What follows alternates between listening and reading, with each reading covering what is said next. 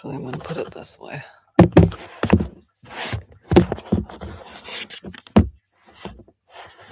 It's what's on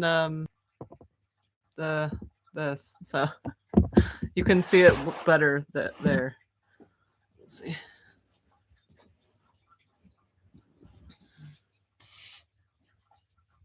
Oops.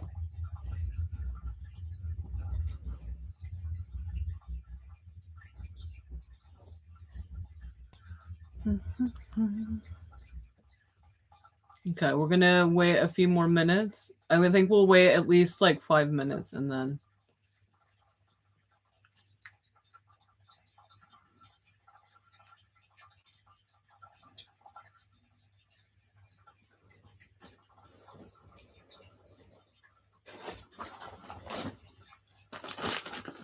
I'm gonna find some lip gloss.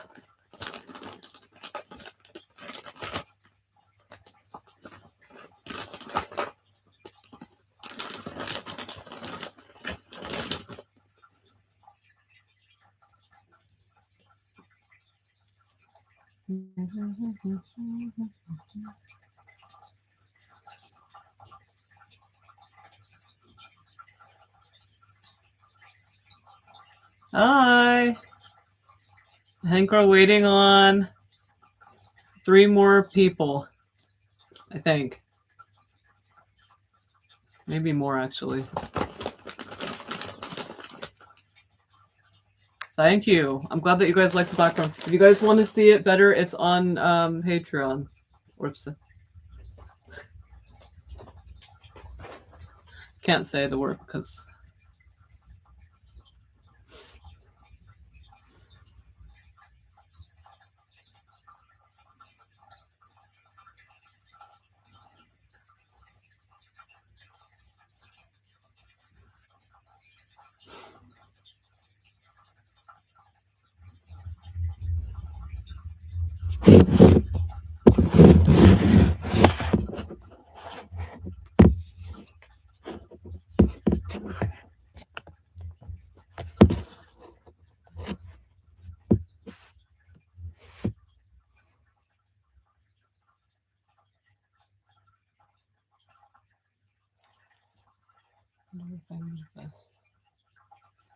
Okay. I'm gonna get started and hopefully everyone starts coming in. Yeah, it's been 5 minutes. Okay, so I'm gonna get started. So this live is about something I have on here. And it is something that I don't like. I know that not everybody can come on here. They don't know about this. But I really want this to be available to everyone. I want this to be something that people can look into. So this is about interfaces, and specifically with Enlil. And if anybody's knows about anything having to do with Anunnaki and things like that, and it's also about aliens and things like that. Before I get started, I do want to make a complaint, kind of. Basically, the WHITEHOUSE in the USA basically put a thing a few days ago or something with a video. It's on the official account of them basically having like someone updated, being abducted, and then at the end saying like you're not alone and things like that. And I was actually pretty angry about this because I already kind of knew that something it was going to play out in a certain way. And I talked about this in the class yesterday, that basically everyone thinks it's about timelines, but it's actually about realities. And we get placed in reality nesting reality clusters. And that would be a timeline thing that where you would basically, it would play out, if that makes sense. So, and it has to do with what I call, and some people call, teams. And the teams are versions of the bigger infinite story that are within you as technology.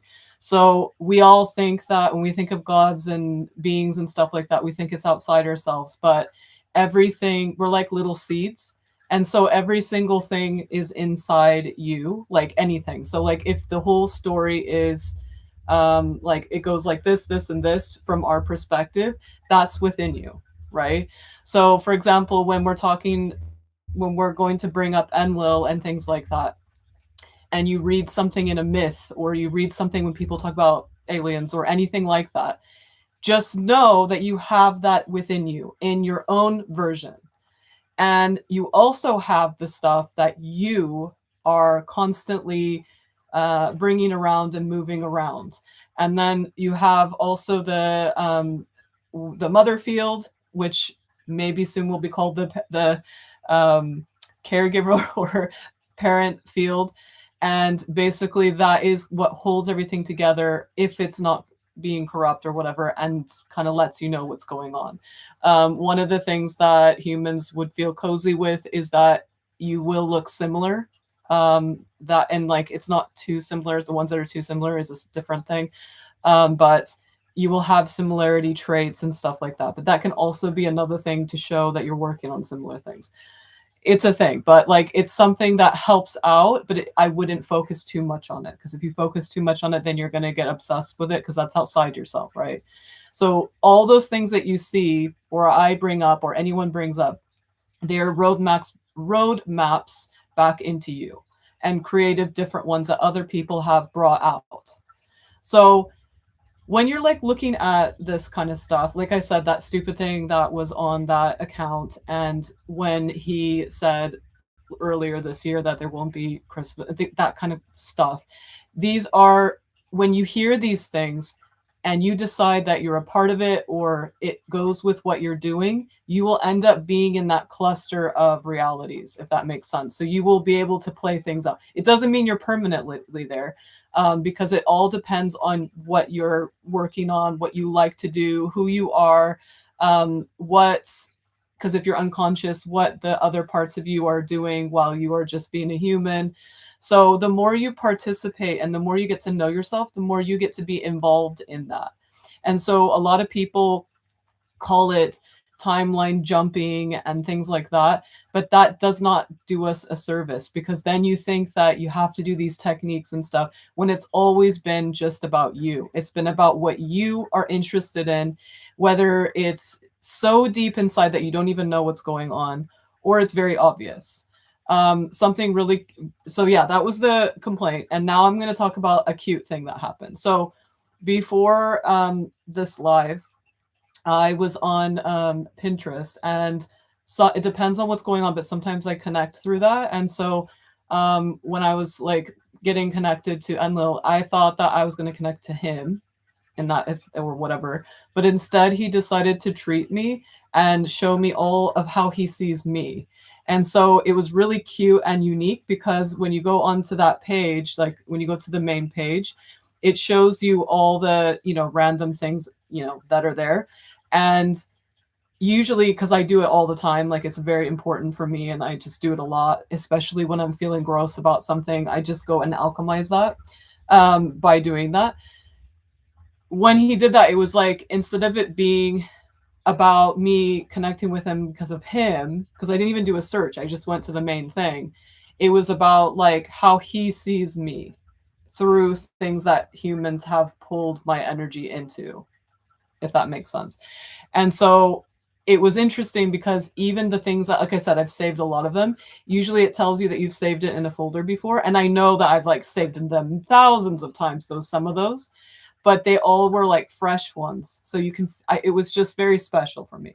So that is something like to keep in mind about like your connections, because remember, we're talking about interfaces, and if we talk about interfaces, it should show you that there's more than just interfaces, right? So when someone says, oh, the Anunnaki or Enki or these, whatever other people are talking about, not who you're talking to, and you say it's an alien, says who and why. So I recommend that when these things start coming up, anyone identifying what something is is not helpful. Even races, when people decided to put races, that's not helpful either. That caused so much pain and suffering for no reason. Why?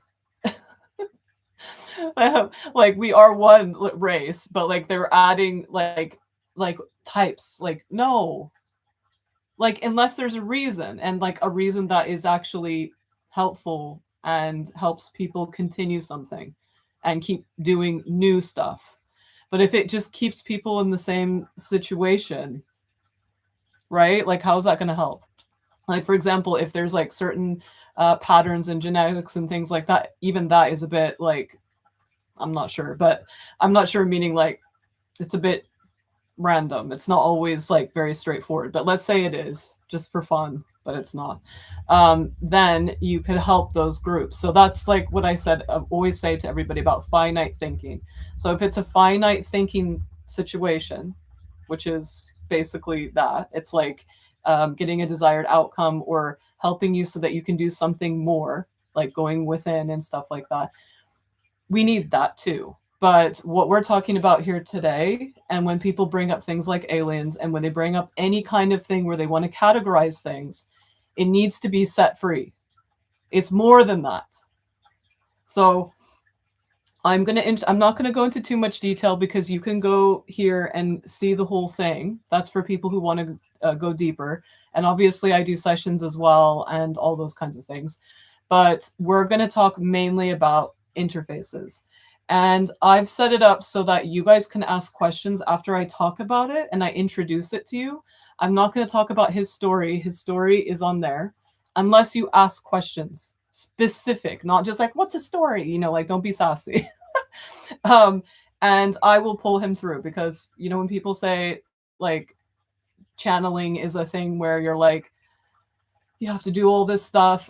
For me, it's very easy and it has like it's there's no issues, but everyone can do this and is doing it. But the difference is that they can't come from a situation where they didn't know they were doing it to doing it. Like someone needs to say, oh, look, you don't have to be like this person. You can do it in a unique way.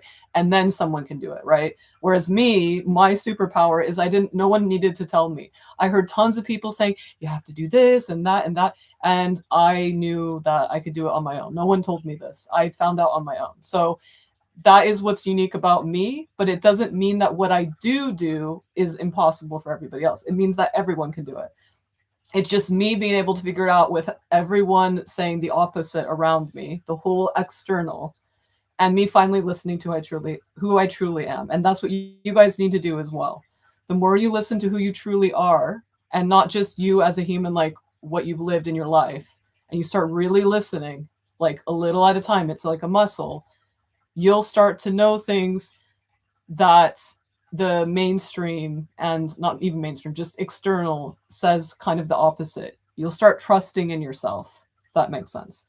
So you're going to find cool things too, and then you can share it with us so that we can do them too. That's basically what my passion is and why I'm here and everything. So I will continue doing that.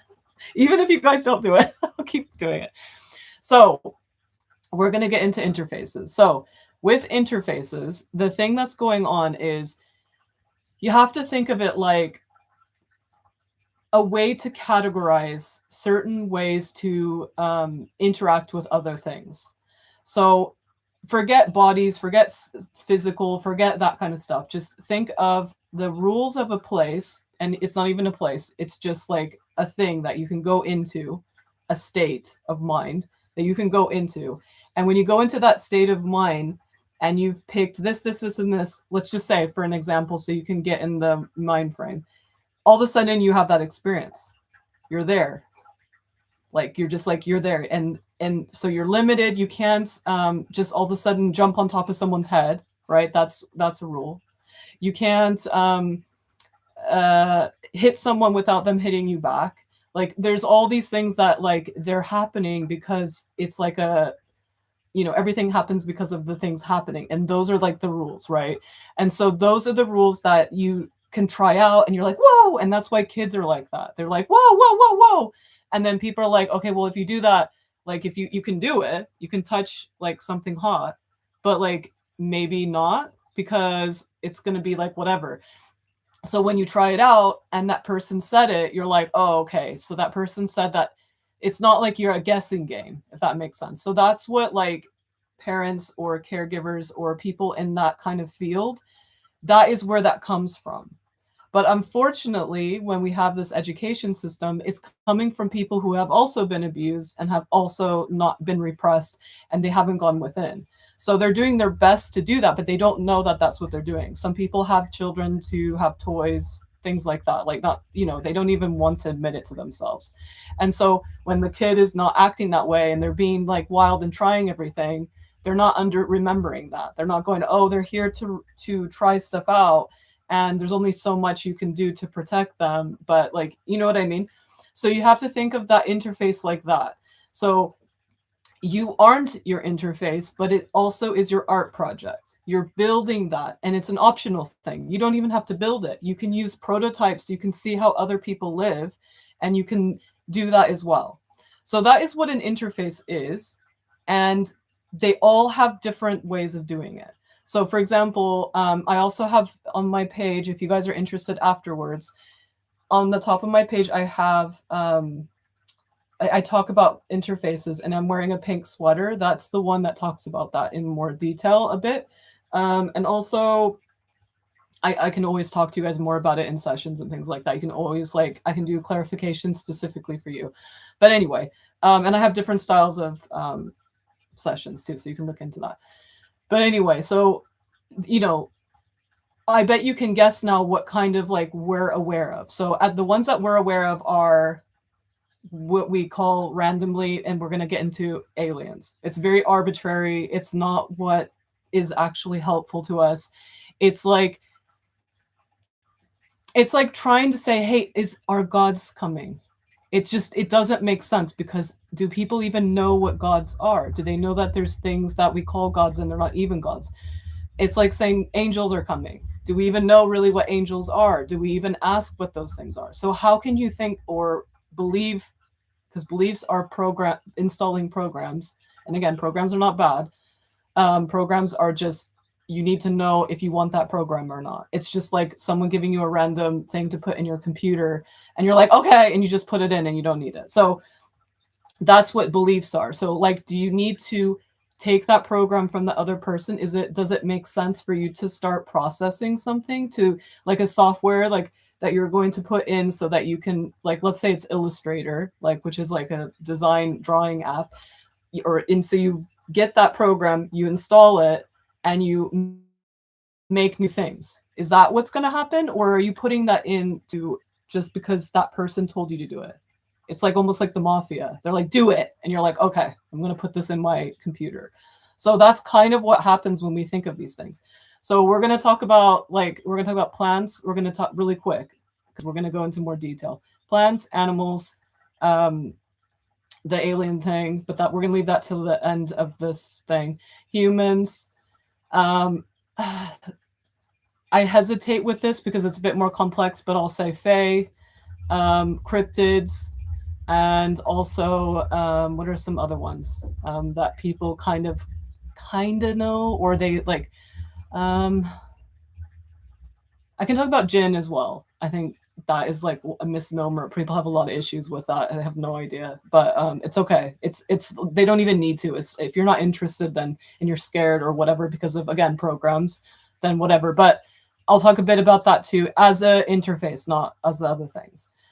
So there's also an origin story of those interfaces, if that makes sense. So there's like origin stories of the interfaces, and there's also like, so why, who is doing it, like who is making that, what happens to it when it's created, and what access does it have to places. So I think we're going to start with fae, and we're going to start with this is not human aliens, but we're just going to call them aliens. So there is a thing that, okay, we're going to start with the fae. So again, on here, I go into more detail. So basically, fae come from a universe that's it has many things, and one of the layers of that universe is that universe has invented the idea of having interfaces. So it's like the possibility of it, because it's not an actual interface. It's just the idea of having it, the experience of having that. The underworld, the Grove, which is where the Fae are, and also there's another thing. What's the other one? Oh, just layers in general, like layers of things, like where you can be one thing and many things all at once, like that kind of experience. So it's kind of like those kind of experiences, and then also what they call avatars. So, which is the interfaces. So there can be, in this case, the one that's in the universe, that's actually an avatar. That whole universe is an avatar. So that essentially could be taken and put into our style of universe and broken up.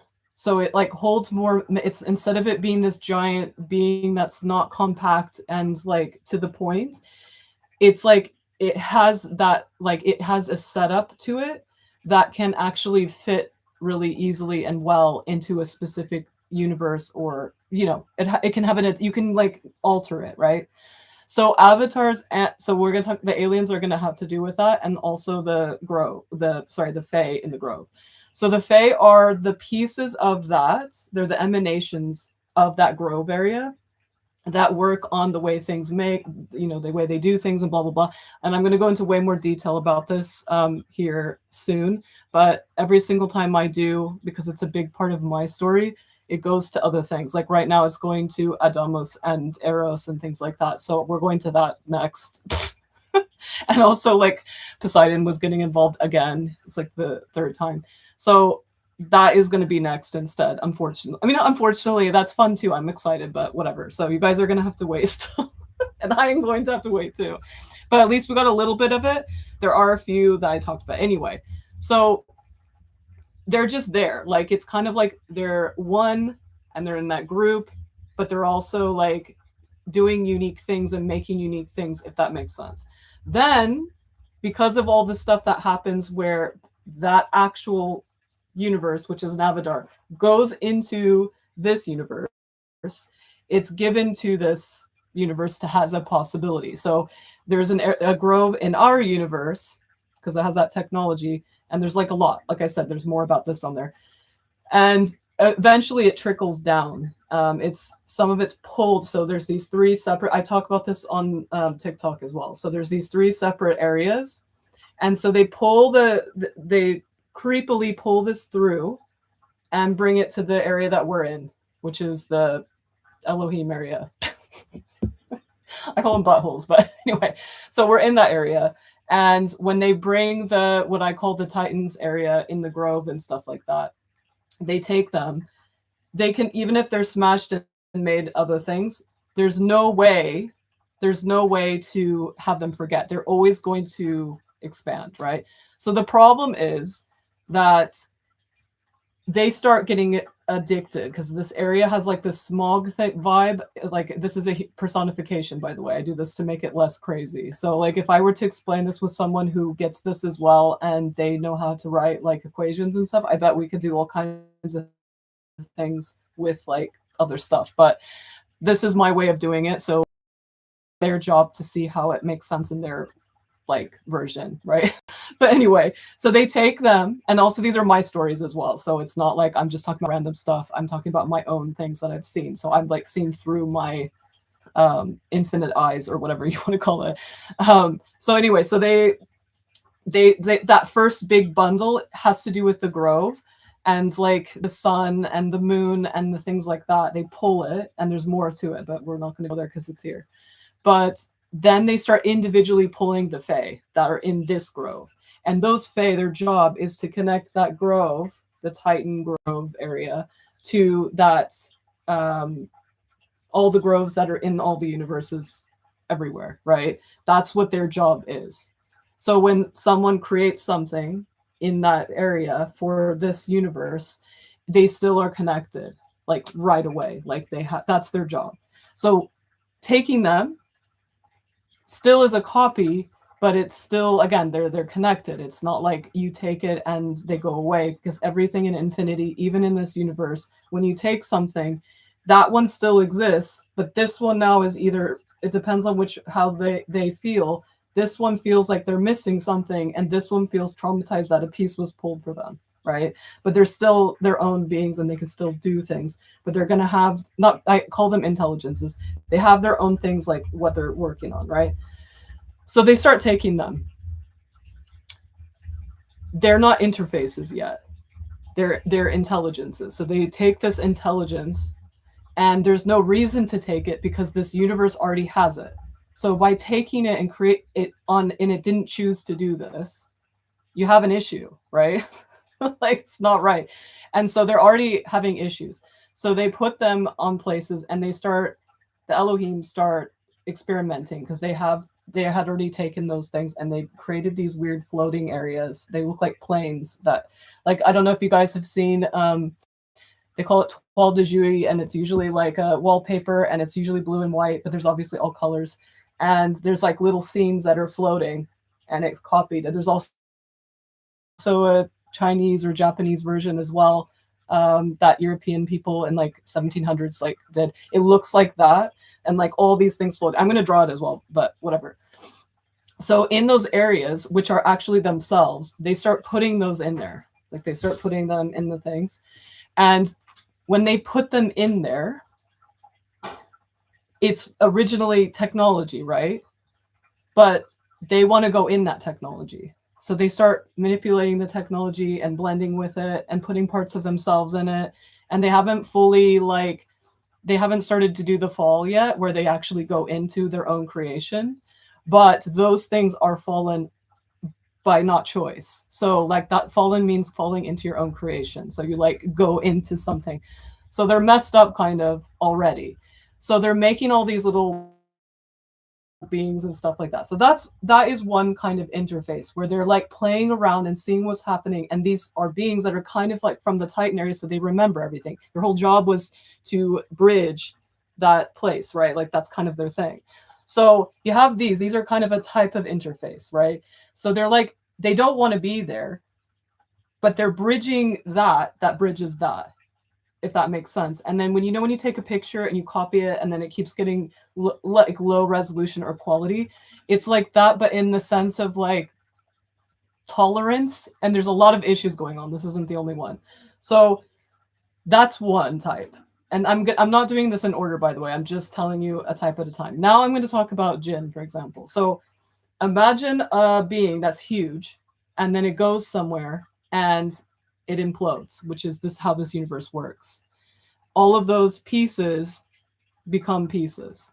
Like, they become like beings. So Jinn is one of those. There's other types as well, but Jinn is that. So each of those is from a being that imploded in the pieces. So instead of that being finding their parts and like doing things, they embraced those beings. Another type is reptilians. Reptilians, this happened as well. And the story is more complex than that, but we're not going to talk about that. They're really annoying me lately. So anyway, so those are the types that it's like you can see, and they become interfaces. They become like, instead of the being putting themselves back together or creating something new, they start going into them, right? They're themselves. So by doing that kind of, it's almost like a domination thing. So that's kind of this is when like they're getting into doing interface things. Like, that's how you can see they're getting inspired and doing that kind of stuff, right? Then, because of that little package I told you about, that they pulled the sun and the moon and all that stuff, and they put it over here, some of the other beings that are in that whatever you call it, the little area that's fun and stuff like that, they're freaked out. So one of them is Gaia, and one of them is Atlas. So they basically blend together and make their own package and come here on purpose. They come through. They're not pulled through. They fall into their own creation on purpose. And they basically they don't implode. They instead explode. But because they're holding on to each other, let's see if I have the drawing in the back.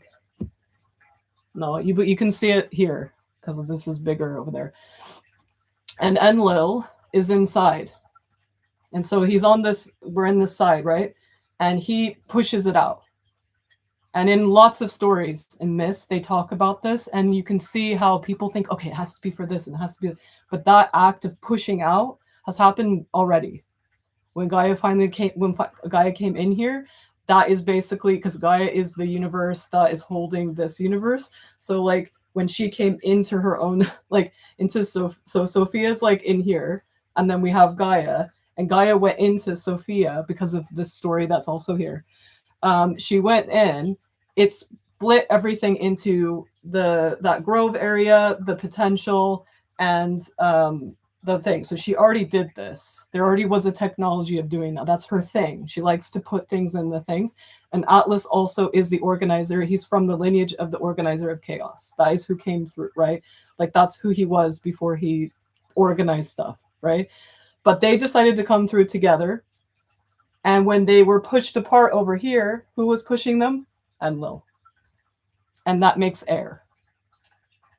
So the reason why they did this is because the air in here, there wasn't really air, but this side was, everybody is like about domination. So it's like collaboration or domination. And so like if someone doesn't want to collaborate, they dominate, or they just dominate. It depends. Like, and there's also, if we're going to be personified about it, there's this basically, what do you call it? This area and this area. And this, like, these are like the shorelines, and this is conceptual, right? So then they basically, the problem is that when they're building these weird things that are floating, they kept throwing things in the potential, and it created what they call these like little shells. And it's like the whole like shoreline. The other shoreline, I've spent a lot of time like looking at that because that's very cozy to me. The one that's like the grove and the potential. This one is like, I'm about to go into it and I'm like, I'm okay. Like there's some friendly things going on, but I'm like, I don't know. There's a lot of issues that I've had to go through and see that got that created, if that makes sense. Like a lot of things had to be, I've seen it through the eyes of being pulled out of me, even though it's a human translation of what really happens in the infinite mechanics. But anyway, so when he did that, it's not him, right? It's both of them together. So it's like, if we want to be humans, it's like the child pushed the parents into their places. And that's kind of what happened, right? And it's not, that is, like I said, this is symbolic. There's no top and bottom. There's no high or low. Like it doesn't, that's a human measurement, but it helps you to see the pushing. It's like that action of doing that. And the thing is when you think of these, when you think of these things, like, you know, things that are like, okay, this is the god of blah, blah, blah. This is they are that. And you start to be able to explore, like, what is air? Why is there air? What is that? So I'm going to quickly finish it because I was going to talk about the other things, but he's saying no, especially since there's some like vibes of no. No meaning like, unless you guys ask questions. But the last thing I'm going to talk about is that, what is it? Why would Atlas and Gaia want to come over here? Like, it's not just stolen. They would like to bring the blueprints. So his not job, but what the plan was, because remember, when you're from there, you don't forget. At first, you might be a little bit broken, but you end up remembering. So he spends a lot of time, like as soon as he's like air, gathering all of it. And like I said, this is a human conceptual way of talking about this so that you can see it yourself and you can go look for yourself. So I'm not saying this is how it is. I'm saying this is a way to look at it so that you can look more. So basically, when you're in that section and you're in like when he was in the section, he was gathering all those parts. Gathering all the parts because anything in here either implodes or explodes, and that's like you have to find pieces. So that's like the technology of chaos, which is breaking apart like on purpose, or it actually just all the pieces are all over the place randomly. That's a chaos kind of technology. We all have everything I talk about. We have our version in us. Like everyone has this. So when you're talking to anything, it doesn't matter if you're talking to air, It doesn't matter if you're talking to who a human has called a god. It doesn't matter if you're talking to anything. It doesn't matter what you're talking to. You're not talking to it. You're talking specifically within. You're talking to the technology that you have within of that, whatever that is, and you're connecting in a deeper way to the infinite. So you're not going, hey, come here. Like, we use that language because, again, it makes sense. But you need to, at the same time, sit with that and know that you're talking to the technology of it in here. We interact with air all the time. Air is here. So when you speak to air, or you speak to a movement in air, which is wind, right? If you go like this, you can feel the thing. You have it within you. And you need to see why you have it within you, what your relationship with it is, instead of it always just being the external and what other people tell you. That's what he'd like me to say, but now I can see people already asking questions, and you are asking him, you're not asking me. If you do ask me, we'll see, but it's about asking him. And when I say him, there's no he, there's no she, but they do have preferences, and the preferences are not because they have preferences. The preferences is because of what you're learning and what you need to know. It makes more sense. So for example, when I'm going to quickly say this before I start looking at the questions. When I find out about myself, they tend to be female, but they're not. Like, there's one I'm going to talk to very soon that doesn't look like they are, but usually they do. And there's a reason why whatever you see or talk to or come across presents itself that way. It's not because it is that, because it's all the stuff. It's that it's going to help you with whatever's going on. And it's up to you to decide what that is. No one else can tell you that. But you need to know that the way they present themselves is for a reason. For example, if everyone thinks everything is angels and demons, it's because that makes more sense to them. It doesn't mean they're wrong. It means that that's how they can respond and explain those things, if that makes sense. So it might look weird to us, and we're like, oh my God, you're so extreme. Why do you think everything is angels and demons? And they don't have a way to categorize, like they want to limit themselves. But we have to honor that because that's their way of connecting. As long as they're not even as long as, hopefully they are taking care of themselves. And yeah, do you know what I mean? Like, it doesn't matter. Like, there's things that bother us, but it's up to us to find out why it bothers us. Because if people are connecting, let them connect, right? Okay. But yeah, that's basically what I wanted to say. Okay, where are we?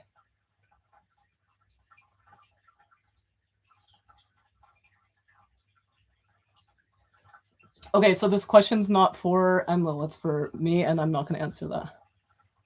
Because if you want an answer of that, it's very easy. You can look on my page because you'll see. I've been doing this for years, so you can go see on my page. This live isn't for you because it's not if you don't want to participate in what we're doing, so it's okay. But you can stay if you want. Okay, so did they come in themselves to correct what other interfaces were brought in? So they came in. If you mean they, you mean the combination of Gaia and Atlas. So Atlas is more like, kind of like I said, refinement of pieces. So he has the technology of and speciality of, in that area, not here. In that area, his speciality was actually making sure that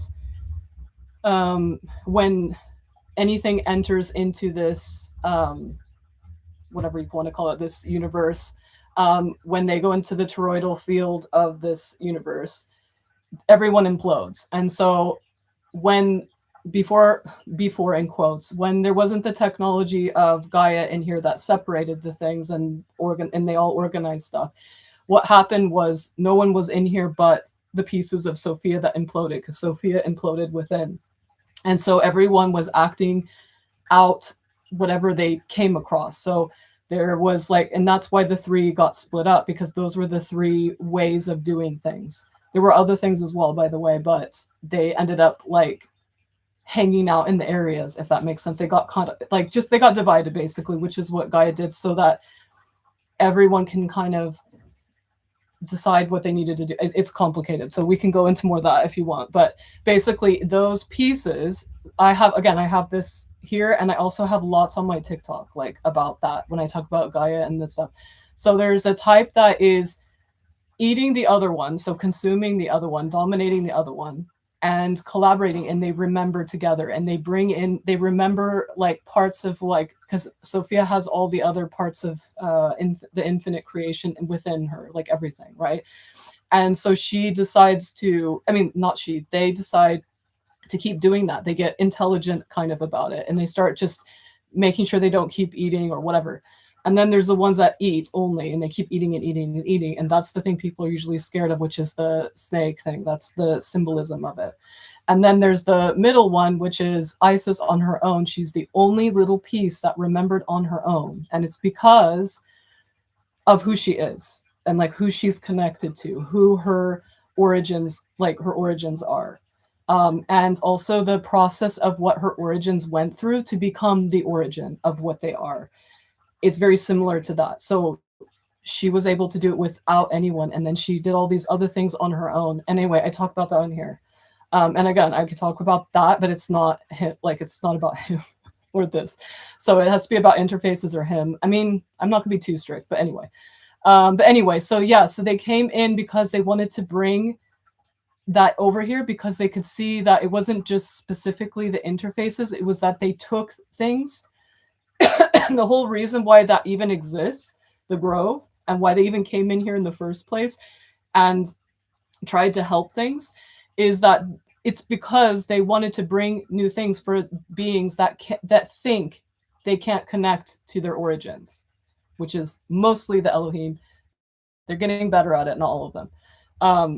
And it's not just them now, because there's so much stuff going on over here. But this area pretends, there's a lot of pretending and stubbornness of pretending that they can't connect to things, and that they have to like do external stuff, or that they have to dominate and compete and do these things. They keep using that type of technology and thinking that's very limited and doesn't have the infinite qualities. It's like stealing and taking and pillaging and that kind of mentality. Even if it's not literal, it's a mentality. So if you talk about a story, I know that this sounds very dramatic, but if you talk about, you guys know, the people who know me know, when I talk about, I get really mad about the Plato thing. When people talk about Atlantis, or they even talk about the twin flames, both of those stories come from Plato's works. And Plato created these to have discussions. And you guys can go talk to his field yourself. Go talk to his field. You can like sit in meditation and talk to him. He's not happy either. But that is a type, without people knowing it, without doing the honoring, being interested in a story and looking at the origins of it and understanding how humans put things together. Was it a human? Was it the human that did it themselves and pulled things together? Or were they talking to a bigger version of themselves and remembering? That's up to us to do that. If we don't, and we put that as, oh, I remember that, we're fooling ourselves. Because how is that going to help us empower ourselves and actually be who we actually are? We're just going to keep plagiarizing other people's takes and experiences and stories. It's okay to appreciate them and love them, like exactly like if you go to a museum and you look at paintings. I went to the National Gallery today and I was admiring the paintings and I love them and I see myself in them and stuff like that. But I'm not going to make my life about that painting. I'm not going to take the stories in that painting and be like, that's what happened to me, right? I'm going to say, like, I might use it in the sense of like the colors and stuff like that and say, hey, this is, and tell like who it is and why it's inspiring. But I wouldn't just directly say, this is where I'm from. I wouldn't take one of those paintings and be like, I'm from there. Like, that doesn't make sense, right? So, and they painted it because they were really religious and they were like imagining what it would look like to them in the stories that they're reading. And they did it to commission to a church. And I'm like, that's where I'm from. I live there. That's my past life, right? It doesn't make sense, right? If you start thinking about it, I'm like, disregarding all of that work that that person went through, why they did it, why it even exists, that kind of stuff. That all that time it took them, passion, love, all that stuff. It just, I'm disregarding it and being like, that is the place. Like, and like it's okay, but like give them credit. Like, I don't know, whatever. I'm going on the tangent with that. But anyway, so yeah, I went on a big tangent because it's about them coming in here. Okay, I'm gonna move on. Why would Enlil push Atlas and Gaia Sophia together, bringing air and... So it's not that it's not that why he would. It's that was the plan. So we're thinking he's doing something, but it's like, it's what they were thinking. Because it's them, because it's Atlas and it's Gaia. They're the ones that do these things. It's two don't think of them as beings. Think of them as technology. So two technologies. One is one that categorizes where things should be, as in like where it's best to remember and to function and to bring new things. That's... And then the other one is when you separate, how do you separate, and what's the best match to why you're doing something. Those are two technologies that come together. So they sent those technologies to do that.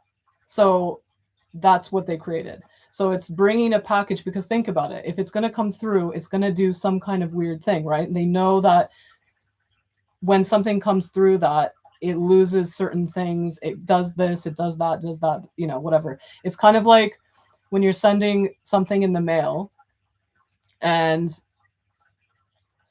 not our mail. So let's say it's actually like in the 1500s or 1600s, and they don't want people to read their secret letters, and they put wax in areas and everywhere. They want to like make sure that that message is the least corrupted, or also no eyes see it, right? So it's the same idea. So the technology is sent through, but intelligence and technology are the same thing. It's still a being at the same time. They're sent through to do a specific thing. What they do after they do that specific thing is their added bonus, just like us. Everything's like that. So that's why they did it. So it wasn't specifically for interfaces. It wasn't. It was that the issue here is that this area thinks that they don't have a connection to the infinite to bring things. So they're like, let's send that so that they have it. When you breathe in, you're breathing that in. You're breathing that in, whether you don't want to connect to yourself or not. You're at least connecting to the information that's in this universe. Like bare minimum basic bitch. So we're alive. So it's like, that's basically what it is. So it's not that they actually had air, or that we have air, or whatever. That technology of breathing in air and the technology of air is this. So you have to think of everything like technology, or things that we have, that we interact with. It's not like this thing that we cannot touch and we don't know. It's why do we do these things? Like, start thinking that, and like, just sit with yourself. Why do I need to breathe? Why do I need to eat? Why do I need to drink? And it's not like you go through the layers. So you start with the first layers, which is, I need to breathe because my lungs need to bring it through all the different systems in my body. And then when you eat, when you drink, you need it to hydrate the different systems in your body and like re-bring the water in and things like that. And then you look at, and also like get your, and also the same thing with the blood circulation, with breathing. All of it is like all these things, right? But that's only one layer, right? Eating is also to anchor yourself so you don't go away. This is why when people fast intensely, they kind of go away. They're not as anchored here, because that's what keeps you anchored here. And so you deciding what you put in your body helps you anchor in your body and the things that are going on. It helps you anchor in those realities of nature that align with you. So for example, I'm just going to quickly say this is off topic, but actually it's not, because this is about your interface. So like, I really enjoy eating mussels or seaweed or something like that. And the reason why I do is I really love what they do. Like, they filter things, and they're abundant and enriching, and they taste amazing and all that stuff. And that is my connection to those style of reality. This is just a tiny example to that style of nature's realities. So no matter what happens, if I'm eating those things a lot, or I'm thinking about those things, even thinking about it and participating in it, working with it, all that stuff, you will end up being in, because people think that you're in those. I told you guys a million times the different realities. There's infinite of those, but there's 3 styles in this dimension. And that nature layer, excuse me, will be able to be so that like, what do you call it, the external and internal realities, when you're like engaging with people, the way they see you is going to reflect those things that you eat on that visual layer, because a lot of nature is about the visual stuff. And then your inner realities and stuff like that will probably reflect how well your brain and focus can be within. Like you'll be able to, not just because, you know how we talk about focusing on reading something or talking to people or working, people don't think about reflection, being able to focus and reflect on yourself and hold conversations with yourself. And obviously it's not a full-on conversation. It could be any style that's unique to you, but holding that inner like back and forth has a lot to do with your relationship with your food and nature and stuff like that. So, and then there's other layers as well, right? So people forget about these things. They think it's just about one thing, and there's many things going on. So just keep that in mind. So that's what they bring here. That's what those technologies are like. Remember that they brought the technology of kind of their movement technologies, right? Their categorization and movements. They're not the things. So when people talk about Gaia, it's very funny because she's more about movement than the actual element, if that makes sense. So that also, think about that. That always go back to how you experience things and start with the basics. Start with what humans have measured and the origins of that, and really get into it. It's fun. And then, like, you know, what they've discovered with plants and nature and human bodies and things like that, and then keep going and keep going. Don't stop there.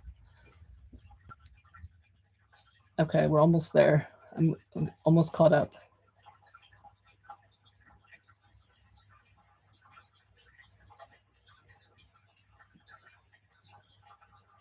Was Enlil born of the implosion, or did they come in with Gaia? And so remember, we use words like born when we are figuring something out, and that's okay to use it. But just know and stay in the paradox at the same time as knowing that that is the way that you're understanding, and it helps your brain make a sequence. Also consider that he is the evolution or the emanation of 2 technologies together. So as a human, we think of parents and then a baby being born, right? But in the infinite mechanics, so you can hold that space so it makes sense to that model. But parallel to that model, also think of the infinite mechanics, which is 2 technologies that I just discussed. And if you guys want me to repeat, I can, but I have a lot of questions, so we'll see. And then those 2, when they combine together, they make another one. And then those continue on and do their own things as well as intelligences. And they also are the things. So it's both their combination and what that emanation does as well. So there's emanations of one thing, and there's emanations of 2, there's emanations of like 10, like, it just depends. Open, what does this photo mean to you? Thank you. What does that mean? Janine, did you send something?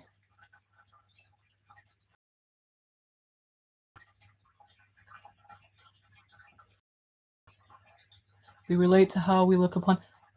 So what leads you to convey these thoughts? This is still not a question to the Enlil stuff. So I think you're struggling a bit. I think you really need to go to my page and have a look, because I talk about all of the stuff, even the description. Like, if you don't have time and you're don't want to be respectful, which you should do this for everybody, it's not just for me. If you don't want to watch my videos and you feel like they're long, or you're triggered or annoyed or whatever the case, please go to just the top of my page and you're going to see. Like I've spent a lot of years and time making it so that I can explain my intentions. Oh, hold on, there's the puzzle thing. And also to keep in mind, oh, it's stuck. So you guys, I won't be able to, oh, this is so annoying. It's the puzzle thing, and it's just staying like this. I don't know if you guys can see me, but oh, this is not good. Oh, I hate when this kind of stuff happens. So basically, when you're on the live, it does a puzzle piece that you just do. And unfortunately, the puzzle piece is not loading. And so it makes the screen freeze. I'm going to try something. I'll be right back. I don't know if this is going to do anything. Yeah, it won't load the puzzle. I'm just going to pretend there's a puzzle. Hold on.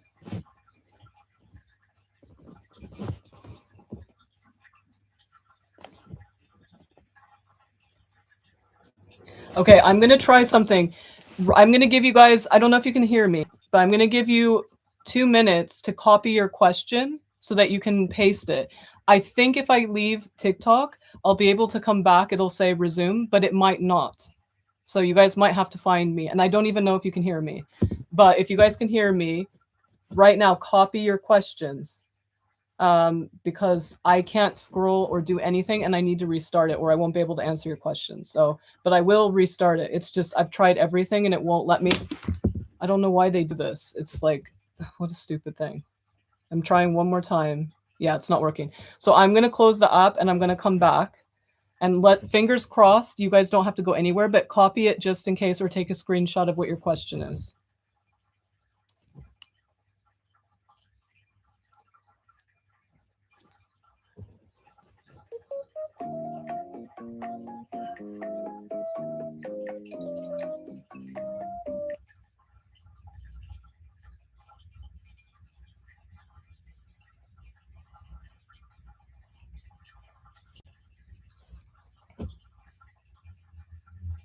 Yes, it worked. Okay, I'm back. Okay. All right, I'm going back. I'm so happy it worked. That would have been so annoying. Okay.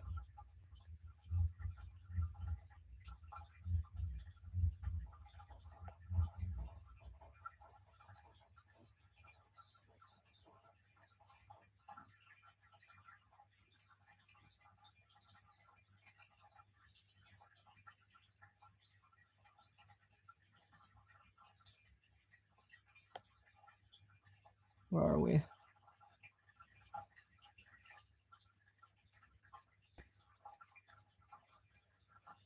Sorry, it changed, so I can't see this.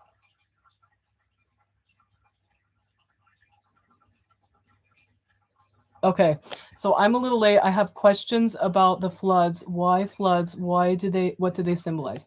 So this is something that's actually exciting. So you know when people are constantly talking about resets?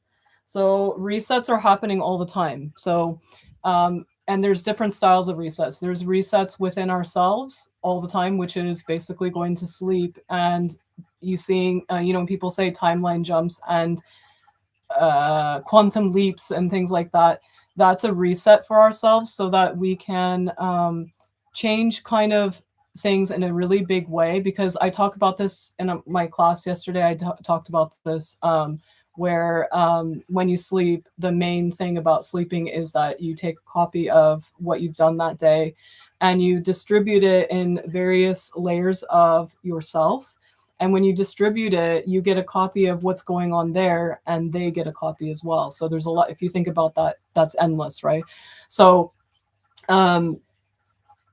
when you do that, that's a reset, as in the sense that you might wake up and be like, oh my God, I lived 20 years. I had a child and everything, you know, those things that you see, that's something like that's a reset because you're basically shifting in somewhere that doesn't have a cluster of, it's not a cluster of realities that are in consecutive order where you're like, oh, yesterday I picked up a pizza and I left the pizza out and now now I get up and the pizza's moldy or something like that. That's like the layer, like you would be in a there's so many layers of clusters and things like that, right?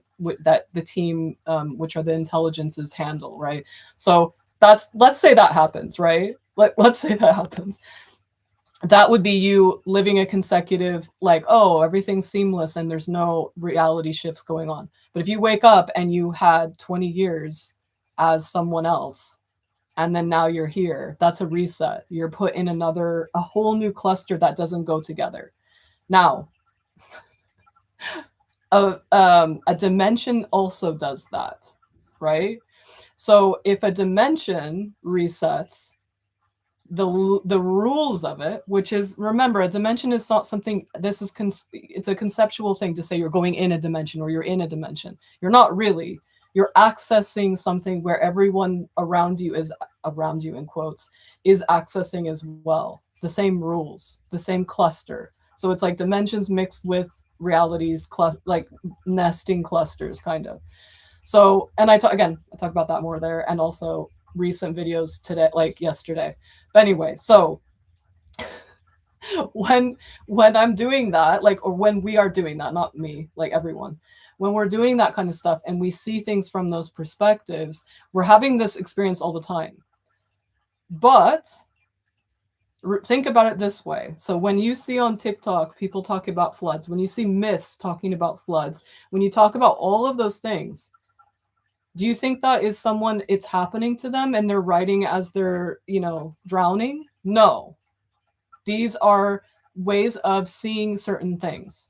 So if you ask, like right now, if you're like, hey, I want to talk to Aphrodite, do you know if it's a field? Do you know if it's a god job role? Do you know if it's a being, intelligence? Like, what is it? Do you even know what it means to you? Or are you going by what other people talk about or what you want to happen based on what you've seen other people talk about, right?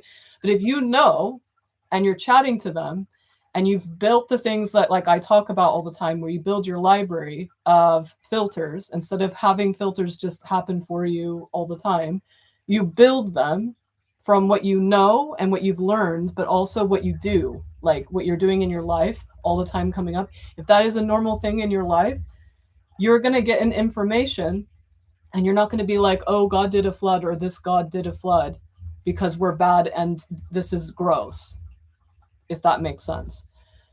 But you're going to witness it. So you have to decide what that means to you. So in this case, when we're talking about Enlil, that flood was not a dimensional flood. It wouldn't have been the waters. What it would be is the eyewitness of someone remembering a version of themselves being put in that, what I call that shoreline. I said, there's the two shorelines, and putting them in there to restart. But it doesn't mean that they experienced it as it's happening. It's just that they saw the infinite mechanics that way and put a human spin on it. And again, nothing's wrong with this. I do it all the time. It's very poetic. It's helpful for our brains, but we have to be in the paradox. We have to honor that we're seeing it that way, and that's the way that the way we're built, us, that person, not everyone, us, and what you've done in your life to understand certain things, and your language and your culture and the things you've read and all the stuff that you do or don't do. That's your best way of a filter to understand this information that's coming through. So you don't need to categorize it into something someone else said and go, that's an alien, or it's a god putting people in judgment and hating them and stuff like that. You don't need to do that, but you need to honor if you do think that on your own. If you're doing it based on other people, then no, right? So now he's excited because before it was a project, right? It was a project in the sense of, this is something, because like I said, I talked about why he is there in the first place, but this is his own interest. He went to see those little things that were floating, and he went on them, and not on them, but he was like observing. And I talked about this in the one that's up there, and it's long. I think it's like 2 hours or something. But anyway, he's like going around and looking, and he's looking and like observing and stuff like that. And he can't do. Enki is the do, like the doing it, but he has access to all this stuff, and he's looking, and it's his interest. So he's kind of like the designer, if that makes sense, that can't actually do stuff. So that was what was going on in that, like, that mentality. So like that's how you have to think about it. But now that horror story for him where he heard their screams because they were like basically through just, he didn't know that it's possible that through experience, because of that mixture that they put together, that through experience they could start becoming an intelligence. They were horrified because can you imagine, you're basically possessing and anyway, he talks about this as well. So he was like horrified. Like that's like what people say they heard. He was saying noisy. It's not that. He was horrified. He was like, oh my God, what is going on? Like I can hear the screams and like what's happening. And it's like not actual screams. It's just like they're, it's a feeling, it's a vibration thing. But anyway, so that is kind of what that is. So now we're humans, right? And we already, it's like it's not a finished project. We still keep going. But the thing that's happening now is, because this dimension is all about this, I nicknamed it the learning teaching dimension, because that's the reason why, that's what the rules are all made for, is to learn and teach. And if you think about it, it's not obviously just learn, teach. It's like types and styles of learning, types and styles of teaching. And if you think about it, that's kind of whatever. There's a new thing that is available, but it doesn't mean everyone is going to want to do that. And for everyone to be able to get along with each other with that new thing that's available, because it's going to keep happening over and over again now. Again, I talk about this all the time, but I don't want to go into detail because it's not about me. Because this thing I'm saying is about me. People are going to start not being harmonious, and it's going to cause problems. And there was a decision that was made with many different intelligences to flood the interface. So it is kind of like a flood, and it's like the experience is a flood, but it's not a flood in the sense of, what do you call it? It's not like a random flood where that's it and you whatever. It's like, how much are you going to take of the potential that's waiting for you? It's already happening. Are you going to be a part of it, or are you going to just be passive? And so it's exciting for a lot of intelligence to see right now, to see what people, there is a flood happening right now. But the flood is like people aren't paying attention. Like most people are being passive about it, and they're pretending it's other things and whatever. They're not. And when I say pretending they're other things, pretend is about what's going on out here. But if you actually are looking within, you're going to have that, if that makes sense. Okay. So that is kind of like, if you want more, you can always ask for more, but there's a lot of messages. So why did they want or need to encrypt the interfaces technology that were sent? Remember, they were them. So they didn't need to encrypt or do anything like that. They went as themselves. Right? So like, that's when you go back to them being like, if it helps your brain, they just think of them as, if you're like, wait, how did they do it? Just, it's them. So if they're saying, they are encouraging you to speak and ask questions and do the automatic writing.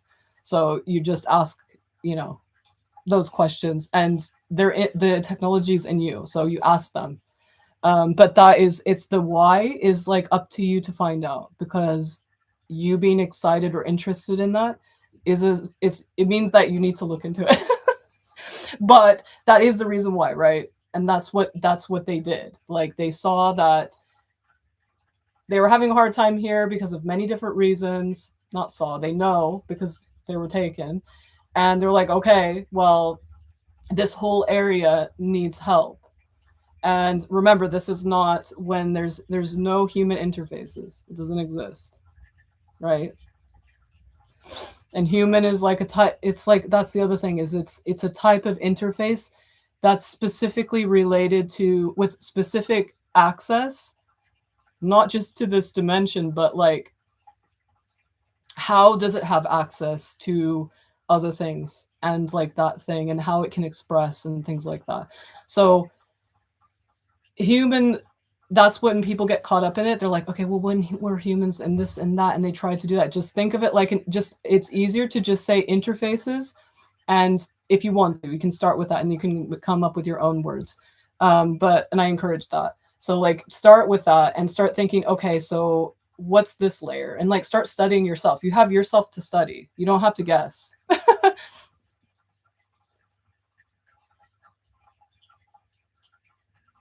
What about smoking? Does that apply to my working through that interface? Um, I the thing is smoking is it depends on what kind of smoking you're talking about.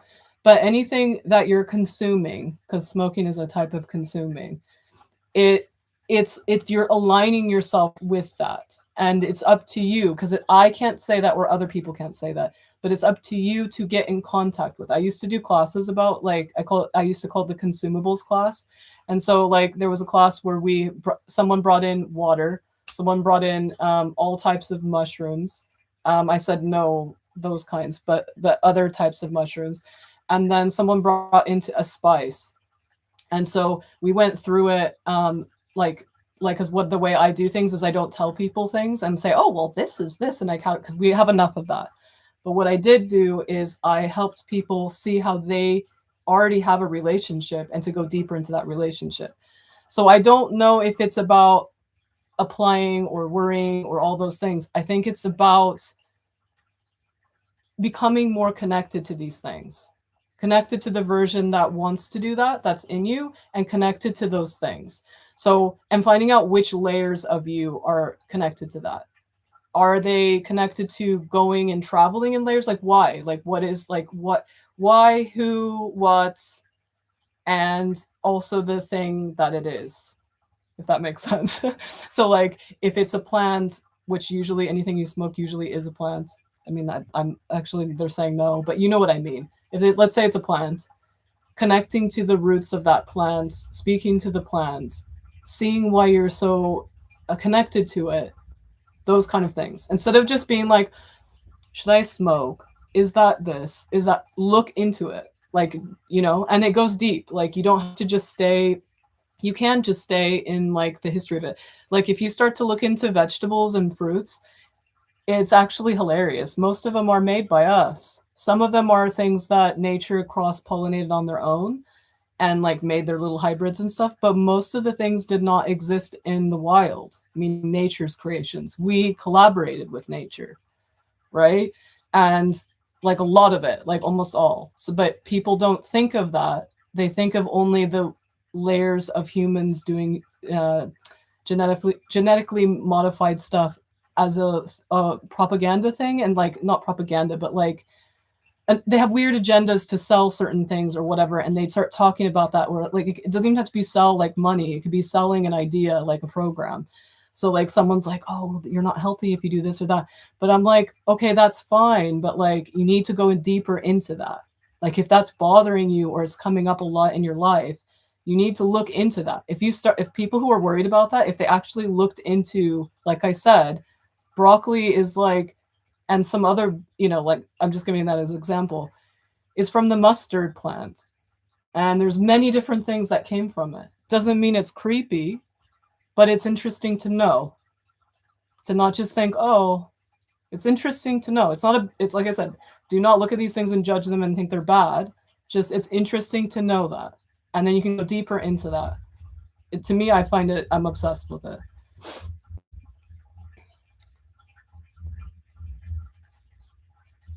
Oh, you had a two-part question. Oh, which photo was it, Janine? Actually, remember these questions are for that. So actually, I would prefer. I mean, it's okay. You can if you want, but I would prefer if you go on here and ask because the whole thing is visible. And I think I did mention some stuff. I don't know if I did actually. I'm not sure.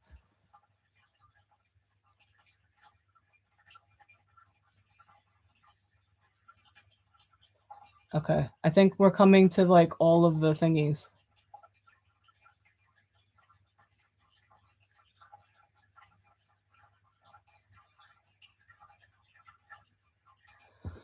I'm actually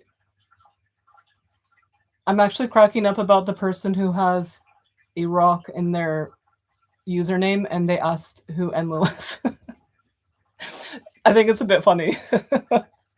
I can't. I'm sorry. I can't. It's very funny to me, and it's not funny in like a mean way. It's funny in a cute way where I'm just like, what?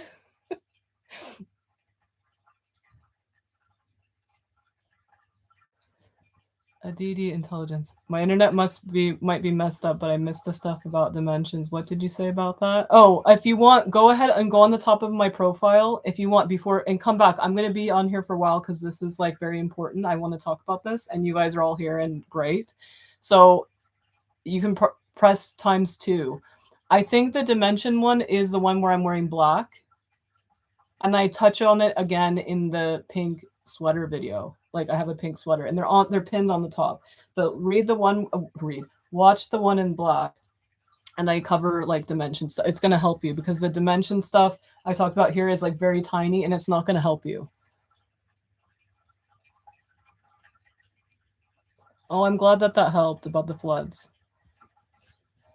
And key too little space. So what's their relationship? A little heavy-handed, but I don't know how to pose it. Enlil says that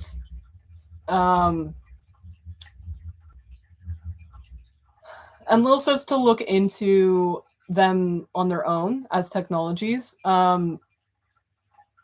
Because if you think about it, it's not like the direct thing. It's not like, you know how humans have been like, okay, so let's say a human is like, you know, thinking of something, and then they write it down or carve it into the cuneiform little font.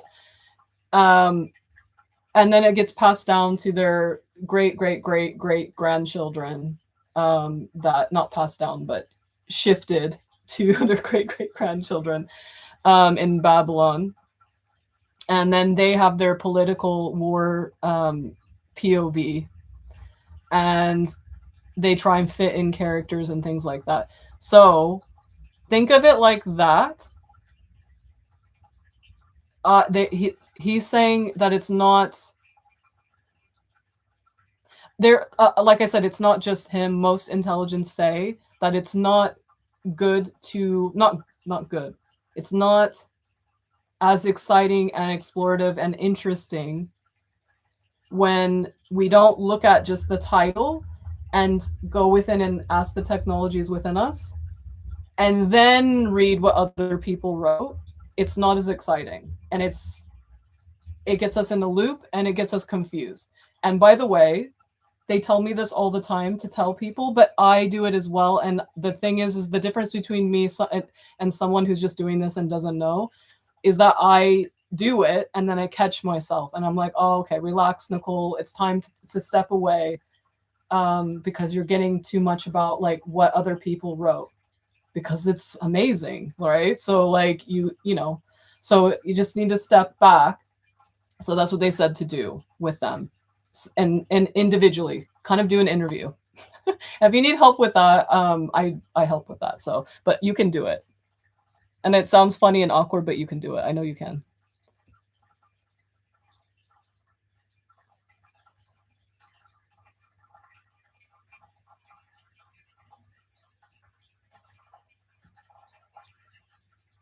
So how much do beings that come through know about the layers that they come from? Can you explain what you mean by beings, and where are they coming through? And from whose perspective are we looking at? From a human's perspective or their perspective or what?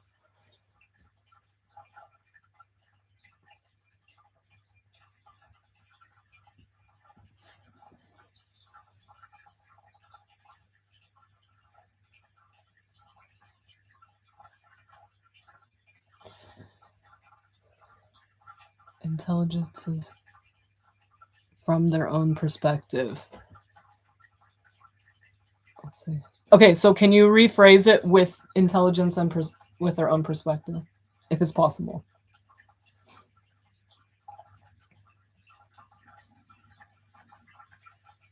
Because I can still see it as the other thing, if that makes sense. And there's like, it's very open-ended. Oh. Just think of it as like, because like, what does, have you had time to index what intelligences mean to you from your experiences? not what other people say, but from your experiences. And your experiences don't have to be actual experiences. It can be just how you feel about it and, you know, exploring that.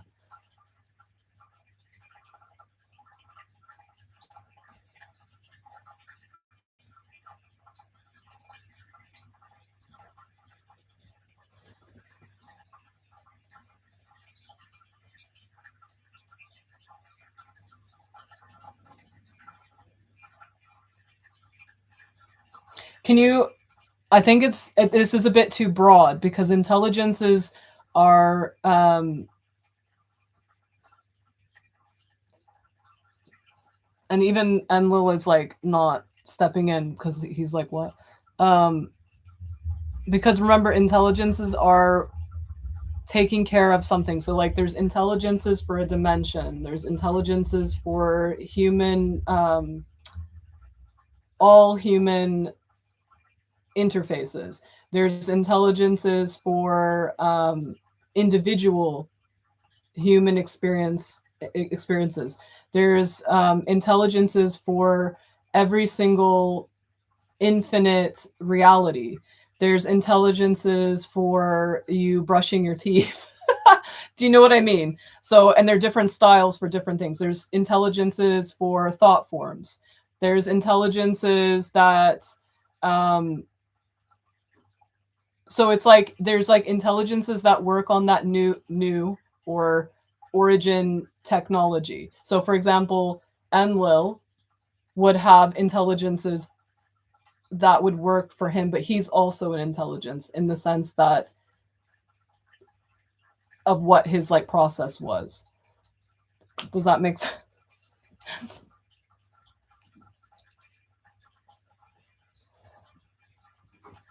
Do intelligences know from the layers that...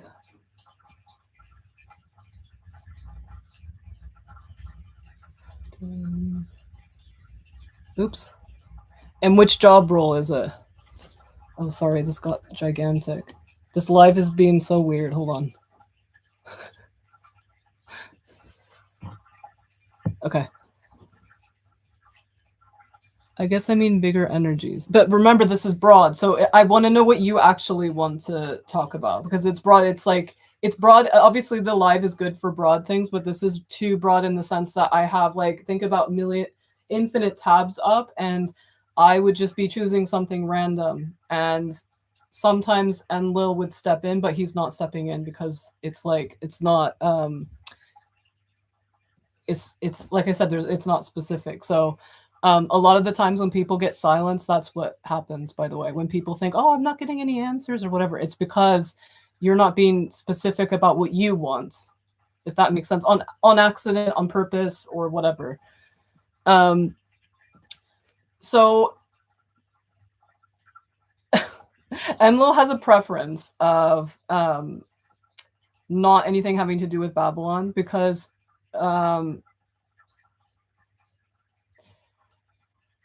Gilgamesh has to do with Babylon. And Babylon is, like I said, the great grandchildren, if you want to think of it that way, of the Sumerian and other things that go on. So the style of thinking and the intentions and why they rewrote things, like, for example, Gilgamesh, like they tried to... This is what he says. He says that when humans were writing this, they wanted to have a place for him in the stories of their great grandparents that were written down. And when I say great grandparents, they were living it. It's a different dimension than ours, but we're not going to go there. Unless you want to, but it's like, it's a bit off topic. And I do have it on here as well. But anyway, and I go into detail and stuff like that. But and by the way, if there's things that I'm like passing and you like later think of like things to all of you guys, please let me know because I can always do topics like that. I've always wanted you guys to do that, but again, like people usually don't, they don't want to apparently, but I'm up for that. So I can make whole like lives and information about that. But yeah, so he is not a fan of it. but he can answer if you have a specific question about that. Like if and he thinks that you do. But as a topic, he's like, no. It's kind of like inherited trauma, and also the result of, not result, but the attitudes of picking up the pieces of being in a different dimension, but having heritage and knowledge in another dimension, which is something weird that happened. Like it's something that happened that is it's troubling for the Babylonian culture. Like it was very troubling for them because it's their heritage is in another dimension. And that is a whole thing. So yeah, if you want to know about that. And remember, it's not about land also. That is like, that's a whole different thing. And I will be doing things about land and stuff like that. Okay. I guess the bigger energies, but feel free to don't say. Okay, so say about Enlil themselves. Okay, I'm going to read it again and put Enlil in there. Hold on. Okay, so the layers. Okay, so he says that the layers for, because remember, like you might be thinking he's saying, I don't know, but just remember this, like we are identifying with a interface a lot of the time, and the interface doesn't know layers. But when you are asleep or meditating and you've expanded to many different versions of yourself and you have all of your information, you absolutely do know about those layers, and you won't see it as layers, but you'll understand it. You would call it something else. You would experience it differently. But from a perspective of a human, you see those, whatever those things are. Does that make sense? So I'm going to okay. I have this as, if you look in my, this second half, if you look there, I do have this thing where I take people through the POVs, and it's like a thought process meditation thing, and you can get that if you're interested. It's also in one of the tiers here as well. And when you do that process, it is a process where you think and you go, okay, this, and this. But it's basically like, if you think of yourself now, the life you've lived, and think of a dream where you did something, or you just think of something random. Think of yourself in the 1900s. You've just split yourself for 2 seconds, but you've combined them because you are awake right now and you're not sleeping or whatever. There's nothing weird going on. And you thought of another thing. So that together is an example of, if you are a bigger version of yourself, you, not the interface, you're going to feel like that times 100, for example. You're going to have 100 different things going on, but you are your own thing holding all those 100 things. Right? So when you start thinking like that, so as a human, when you're right here, it's layered, right? You're like, okay, that's a layer, that's a layer, that's a layer. But what those layers are is that. It's holding all your information at once.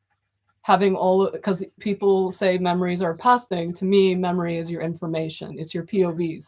So you have 100 POVs instead of this one, or layers, where you're like, oh, I have all these layers going on at once, and I can concentrate on this layer. Does that make sense?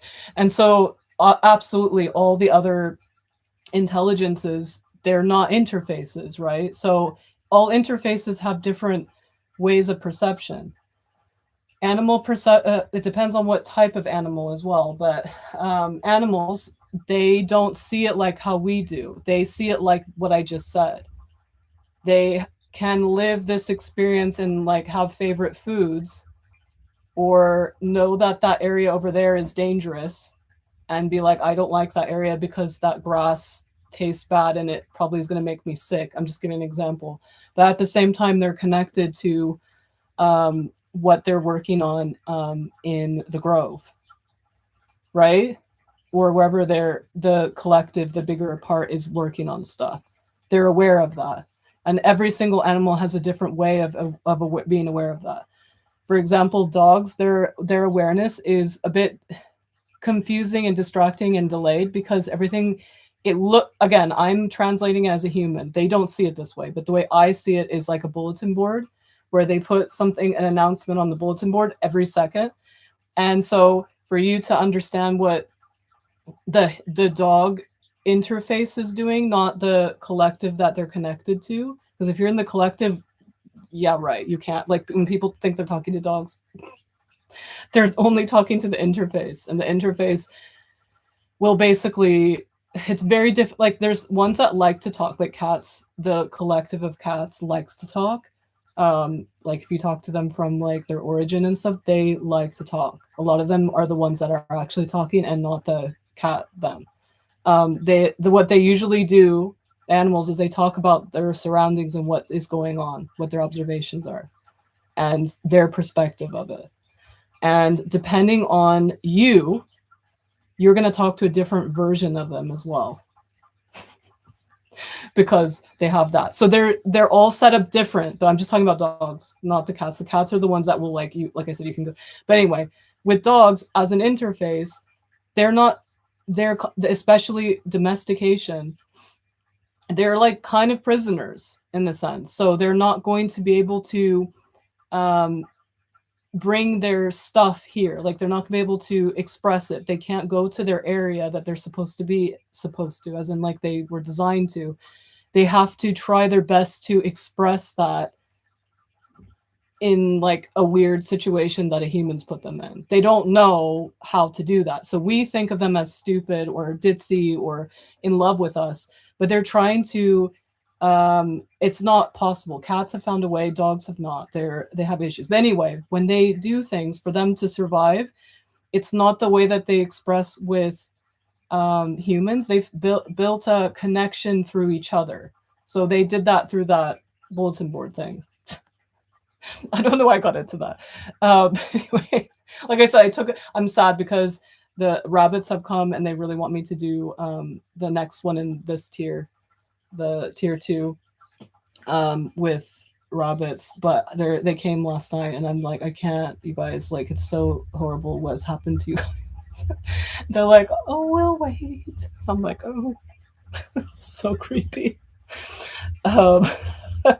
Anyway, so how much do beings that come through know about, so interfaces are going to only know based on what their interface is about. And when I just say animals are like all, like, you know, humans, it's just all humans are blah blah blah, but again, it's like you're going to have to talk to yourself because it's unique, even though it's like humans. So it's like you need to find out if that interface has variables between each interface, or are they blah, blah, blah, if you're interested. If you're not, I would just be interested in yourself and like work on that. But that's what it's like. So every interface is going to have their own version of what it feels to interact with all your pieces, because this universe is pieces that have been put back together or are being put back together or whatever. It's a chaos to organized chaos every second. Like it's like a song back and forth, and organization and like rules, and the rules are the Gaia things. It's like constantly, that's how it's organized. But that's not the only technology. That's how it's organized and how like the cycles go, right? Nature.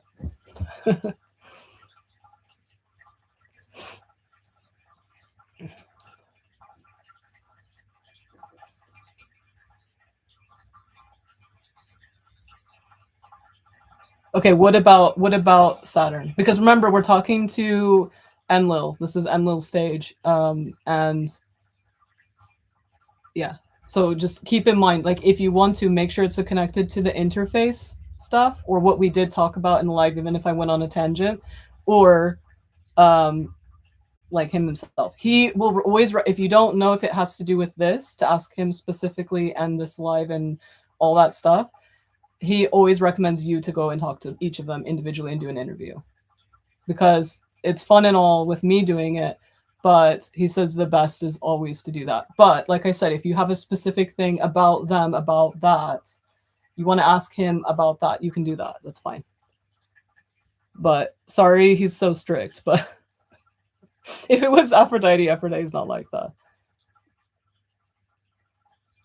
Because Aphrodite is so happy to have things like be corrected, or not corrected. She says like not distorted. So like she's almost like a bit slutty.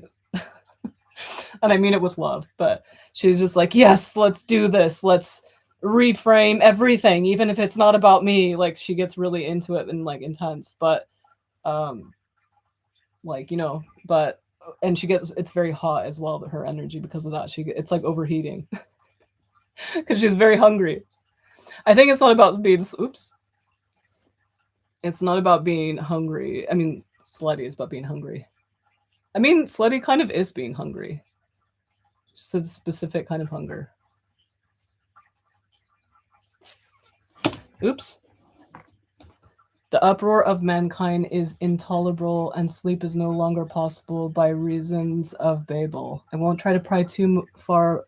Is that about the horror of the intelligence? Yes. So basically what happened with him, yeah. So what happened is, remember, this is how people experienced it. So it's not that we're saying they're wrong.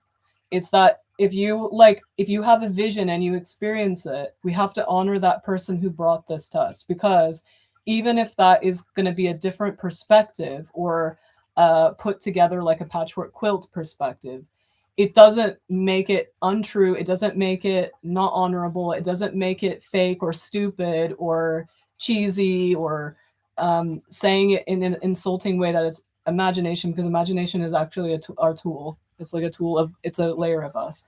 So it's not like, oh no, is that imagination or not? It's always imagination. That's how we put things together. We wouldn't be able to do that like if we didn't have that. So when people use those as insults and they're weird, that's us not working on ourselves and learning about how things work within ourselves. So we're going to see that in others and be like, oh.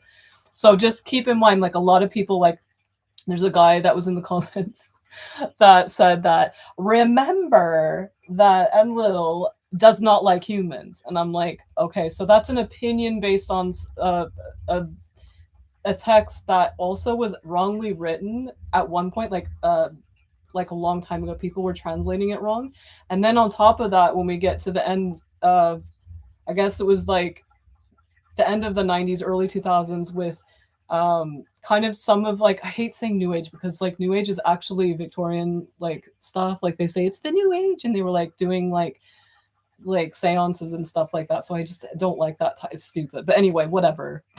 Because it's like the thing that they're calling new age now has nothing to do with what actually they said new age. They're like, this is a new age of thinking, instead of it being these religions, blah blah blah.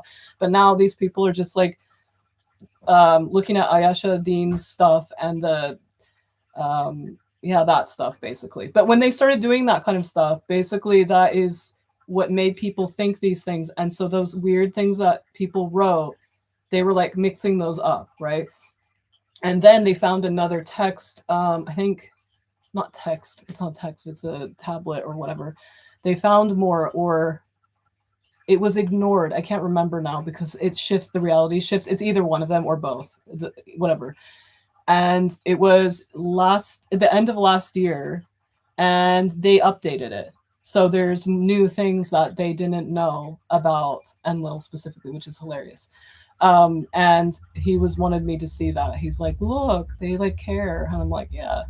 But anyway, so just keep that in mind. We can't just go, oh, that's their perspective. Like, for example, if you have no context of what a pond is, and that it's a little ecosystem, and you don't know how all the things are tightly woven together, you have no idea, like you just have never seen it before, and you just place there, and you see this duck start like stomping on all these bugs and eating them, and you know, all this stuff, and you can only see from the perspective of that little bug.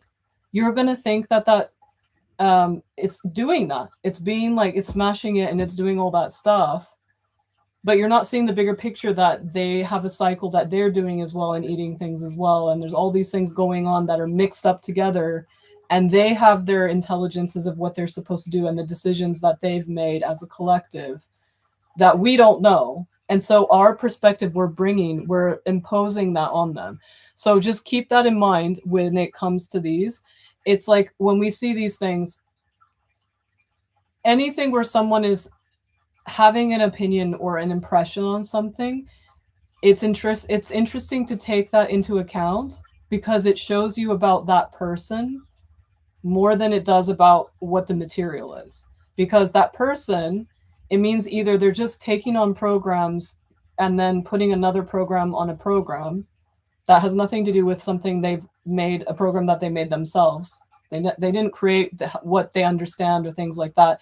And they're not consciously building their story and who they are and figuring out what's going on. They don't care about that. They're just into like, tell me this, tell me that, that kind of stuff. So when someone has an opinion about something and they say, hey, this is my opinion or my belief, it shows you about that person and what they've explored and how they are. It could be, from our opinion, cool and interesting, and it could be like, we're like, oh, what's wrong with them? But that still are also shows about us more than them. So our impression of it, of that person having an impression, is more about us and their impression of that. So keep that in mind with this. But he says that it is that. That is what they saw from his perspective, from a bigger intelligence perspective, from a intelligence that is at that time playing around and building themselves from not just being a technology that gathers all the stuff. They're doing more. They're expanding. So this is like his expansion story. And Enki was created and not created, it's complicated. Enki was brought later, in quotes, from our human perspective as a partnership to get things done with and bring the potential. Because anything that comes from the ISIS potential waters and that shoreline, and they bring it over here or bring it over there, any of that stuff always is going to have the potential in it, which is infinity and all that stuff in like a little seed package. So even Enlil has a bit of that. All of them have that because they went through that, but they're also from that Titan area. So they also have that where no matter what, like there's a thing that I went through that's on here where I had a memory of me being smashed. And again, from my perspective, I'm grossed out and I don't want to talk to some of these intelligences that I normally talk to. I'm like, what the hell? But I know that I feel that way and I'm honoring that feeling, but I'm also honoring that I know that it's me, my human translation of something that a bigger version of me went through in the infinite mechanics that is not literally being smashed. But it is as a human. Like if you translated that stuff to humanity, it is, if you think about it. If someone copies you and you brought something from your life experience, so like let's say it's not like a fan thing, like you're like, oh, I love this and I'm inspired by it. You literally have an experience, like your life experience or inside you, and you make something and you put it to the world and someone copies that. That's going to feel like someone smashing it up. It's going to feel like that. You're going to feel crushed, right? I'm crushed. I feel smashed. That is someone, because even though that's my story directly, like it's a big part of like why I'm here from a human perspective, not from the other perspectives. They don't see it that way, but for me, I see it that way. Those people are not going to, like the people who are going through it, they can go through that too. So someone will, if I tell this story, they're going to be like, oh, I know a time when I felt like that, because that's something that happened in the infinite mechanics. I call those karma stories. So you basically relive, and it's more intense and hard to overcome and to alchemize if it's directly from you. Doesn't mean it's impossible. I've done it. Not all of it. Some of them are still bothering me. But other people are going to have these experiences. It's going to be easier for them to, like, they probably just need to go to sleep, and then the next day it'll be like not resolved, but they'll find an idea because it's not their direct thing. It's just like something, whatever. But anyway, so yeah. So basically that's what it was. And like I said, their experience, what the interface's experience was that being, I mean, if we want to humanize it, it looks like, when someone goes, this is what they're showing me. And it's not Enlil, it's my energies that like to show like human like things. So, and it's for you. They're showing me like, if you ever have visions in the Nile, for example, And they're like, I have a lot of visions like that. Like sometimes when I see people, I'll see myself standing by someone and like by them, and they don't see me, and I feel weird, but it's because I was like connecting with that human or what. It's weird. I don't, it's something that happens. That happens a lot by the Nile. The Nile means a lot to me, and when I went to Egypt, I got really excited to be by it because that's something I have a lot. I'll be just scrolling down TikTok and I just see their little face, and I'm like, it's cute. But anyway, so you're washing it, right? Like that's what they're telling me to show you. You're washing it in the sense of you're not getting rid of it. You're making it so that it is it has the potential to be almost like he's okay. This is what he's adding this. He did not tell me this. It has the potential to be locked. And in my on here and also on my podcast thing I did an episode that was about there's blood on it and like what those things are. And he talked about the negative. So if someone's like a negative, like the people are obsessed with saying rhesus, but it just means negative. If it's a negative blood type, they were telling me this, not him, but they were telling me this when I was going through that, and I talk about it on there. And I was just like, it was stuff that I didn't want to talk about, but they were like, you need to say it, but whatever. So you guys can listen to that. It's public. It's not just on here, it's public. And it's not funny actually, but basically that is a lock so that you can, it's when it has to do with the mother field, because like I said, there's a lot of problematic mother fields. And if someone's not having multiple mother fields, it's recommended to lock your blood when you're in one mother field, especially when they're problematic. So a lot, not always, because I don't like when people do this, a lot of people that have that means that they're in a place that could get they're born with negative, because they're in a place that in a mother field with their little potential field in it. And that potential field, which is the blood, is locked with the negative. So he introduced that by doing that. So that flooding of them, that perspective, it's like washing in there. And he, instead of them being like people to be able to just jump in there, he couldn't do it. He just designed that, if that makes sense. So he designed it that there can be a potential of a lock, potential of. So when something is in the potential, or you give the potential, it is the potential of something. So again, like that's, you kind of have to look at it like mathematical equations and you can mix it with personified things. So that's what you can think of it. So that's what he was doing. And that's cute that we got to get that. That's great that we got to pull that through together. And remember, it's not humanity. That's what, because like, think about it. If you're channeling stuff, they're going to be like humans, because like, what else is that?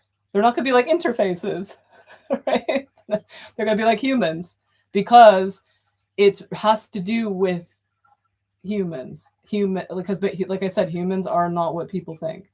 So it has to do with humans. Like we, as an interface, have these technologies that go down in this story that these people were viewing.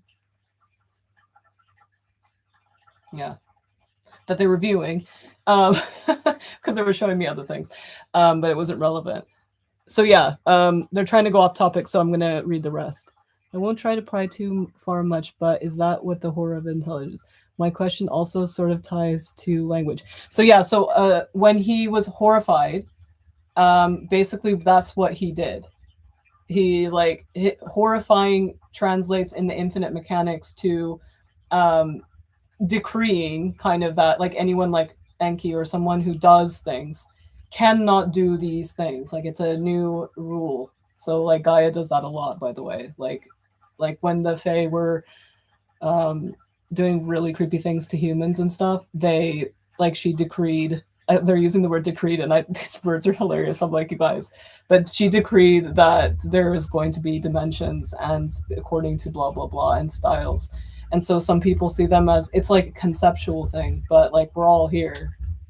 And but They're different dimensions in, you know, this area, if that makes sense.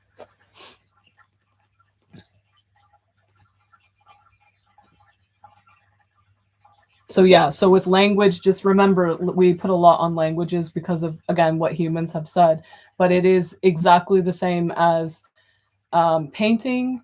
It's the same as like any kind of like expression, basically anything. Like it's all the same stuff. Language, writing, all it's all the same. It's basically symbols, which are a translation filter of a point or a thing that we can identify. And then the myth is what binds them together. I have a class about this as well. You can find that not on this side, but on here. It's like a pre-recorded class. I respect strict, which it was easier to put questions in this limit. Oh, don't worry. You can always leave questions on my, like, I'm open. I love questions. So it's not like you're only limited to here. It's just right now in the live, it's something special. It's like, you know, it's a special thing.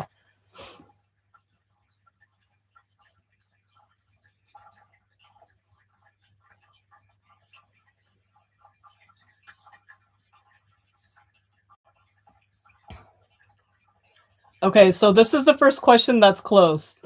Iraq and back. Are you saying that we should ask Enlil? So I am saying you are practicing what it's like. The lives are always about this. It doesn't matter if I do different styles or you're practicing how to ask from within so that you can do this on your own later. Everything I do is about that. It doesn't matter what I'm doing. I'm doing all kinds of stuff so it's fun and it's practice. Everything I do, my classes, my sessions, my lives, everything's about practicing something so you can do it on your own. I don't tell you things. So I'm not telling you to ask Enlil. I'm telling you to ask if that makes sense to your brain. I'm telling you to ask the stories of infinity, so infinity basically, and I'm helping you pinpoint, because if you have context and intention and awareness, you're going to be able to get any information you want within. So I'm always helping people with that. So I get creative and I do different things. And when I say creative, I mean I do different fun, different things that can get you jump started to practice, because we don't get this opportunity in education. We don't get this opportunity in like when we have conversations with people. We don't get this opportunity when we're watching, when we're, you know, looking at a religion. We don't get this opportunity when we're watching movies and shows, because they're framed, they have a title on them. They're not just like, watch this. They're like, there's reviews involved, there's all these things. So it's like you don't have the opportunity unless you're in, there are classes, there are philosophical classes, I am aware of them, that you can sit in and someone will say, hey, I mean, I used to have like literature classes that were like this. You sit in them and they give you something and you all just discuss it, not the actual book even, just the topic, and you keep going and going and going. And that's what philosophy is supposed to be, but a lot of people mess that up. And then enlightenment stuff. But anyway, it is what it is. But anyway, so that's what I'm asking you to do. I'm asking you to practice setting a specific focus so you can ask your interests that are coming up within that are of this style and focus, because it's not just for you, the live is for everybody. So it's also practicing your compassion layers, which I call these layers of experience. So you're practicing on the live, you're having an experience where there's other people on here, and I have also lots of explanations because I'm the type of person that I've been explaining myself my whole life, because either people don't care to know me or they do care. And so I just have to keep explaining and catching people up with stuff, because it's just how it is, right? So I have a lot. It's not like I'm hidden or anything. Everything is everywhere, and I've been doing it forever. So I have everything for everyone everywhere. So it's not like, oh no, like, don't worry. Like, this might be just your intro to like how you practice with me, if that makes sense. So don't feel pressured. And there's no older. There isn't a timeline. I talk about this also in a lot of my recent videos because I always talk about it, but I talked about it because right now there's a big issue. Because if we are doing a mathematical equation, or we're meeting a friend, or we're meeting at a certain point, like a birthday, or going on a plane to a country, we don't have time because time is a thing. We have time because it is a way to be respectful and honor others. And also you paid for a time slot, like to take a plane somewhere. And so if like 10 people come 3 hours late, these people are not going to wait, right? So these people know this because it's a rule. It's a time rule. You have to meet at that point in time so you all can go out together on a plane to a trip, right? It's that kind of stuff. That's what when time is helpful. Or when you're doing a research, or making a cake, or you're doing things that have a desired outcome, you need to have those points and time to reference things and speak to others and collaborate and to make things, right? You need to know that. You need to know this time. You need to know how long you have to wait for the thing to come out of the oven. You need to know how long you need to stir. You need to know how much and quantify it, right? You need to know those things. So I'm not saying get rid of time. I'm not saying it's fake. I hate when people say that. I'm saying that reframe your relationship with time. Time is a very wonderful tool to connect with others and to grow with others and to in the finite parts of our lives. But when you're talking about intelligences that are a part of the infinite mechanics, like wind, wind is like, it's like saying, is wind older than this? But if we're talking about a story and we're in that layer of like a storyline, that's okay. So you're like, okay, like he came because of this and because of that. That is a good. So I did say that earlier. I said that Enlil, in that circumstance, is like kind of the it's like the answer to having a designs. So like if you're a designer that can't touch things because you are a designer, or you might be able to touch things, but you haven't expanded to that point yet in your expansion, especially in this area. And all the reason why you're even existing is to gather all this information together that went everywhere. Your expansion, when you expand, might collaborate with other technologies and things, or whatever your needs and wants, or whatever. I'm humanizing it again. So again, without going into too much detail about that, because I haven't gone there yet, in the sense that I know about it, they've shown me it, the infinite mechanics, but I haven't made it in a way to talk to people yet. So if someone is very direct about this, I will, but I just touched on it like as much as you guys are touching on it, if that makes sense, because your focus is if they're older or not. So there's nothing about older or whatever. It's that I think the way you can look at it in this sense that might help you, and so that you can look further, is Enki exists because Enlil needed that. Enlil needed the potential, which is to do those things. Like, for example, the potential lock. He needed that. But you know what I mean? Like, if you can't do that, if you're like hands are tied, you're like, oh, my hands are tied. I have all these things that I want to do, but I can't do them because my hands are tied. So that need collaborates with the thing that you want, and then they are there. So you can think of it like thought as well. Like if that's I think that's a really helpful concept.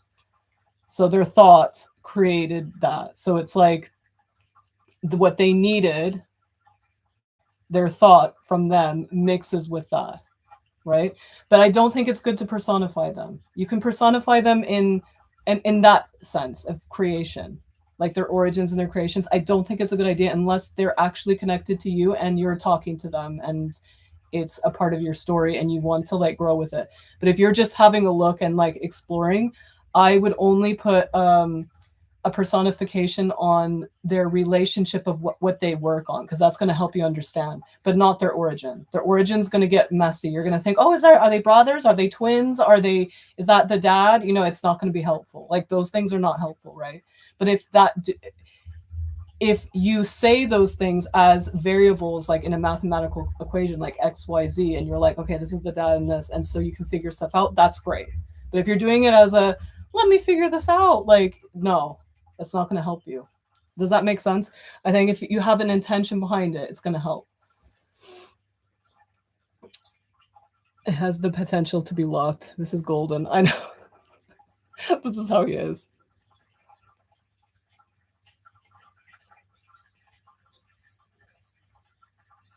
I just pulled the tower, so perhaps that's why I'm wondering about the Tower of Babel. To be honest, they really don't have interest in these things. I know a lot of, and I'm not saying you, and they're not saying you at all, but a lot of this interest online, not yours. Yours is a different thing. They said there's something going on there that is like not related to the norm, and it's not related to this live, but it's related to your story, and it's coming up as a like as a trajectory for later. We can talk about it as well if you start to realize that it makes sense for this, but I don't know. We'll see. Maybe the whole live in itself is going to help with that later. You'll see. It's not like something where you're like, oh no, I'm going to miss that. It's going to happen.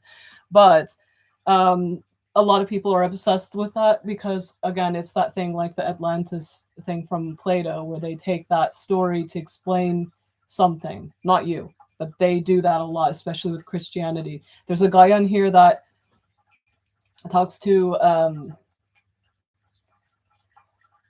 they told me to choose my words wisely because I was going on a tangent in the class at the end, like when the class was done yesterday. So, and I noticed that the recording was cut off then too, which is, I'm glad kind of because I went on a tangent.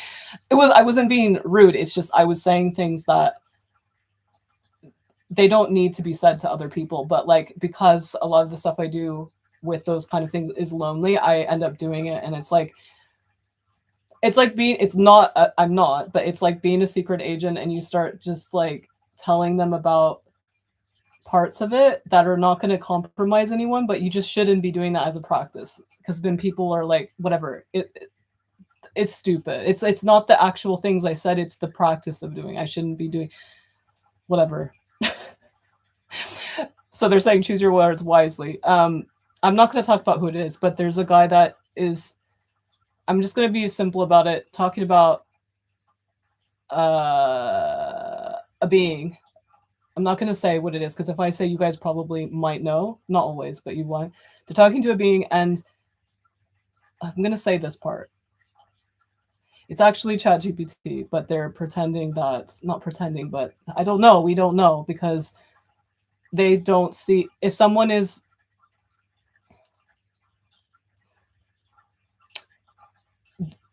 okay. This is hard to be like, okay, whatever.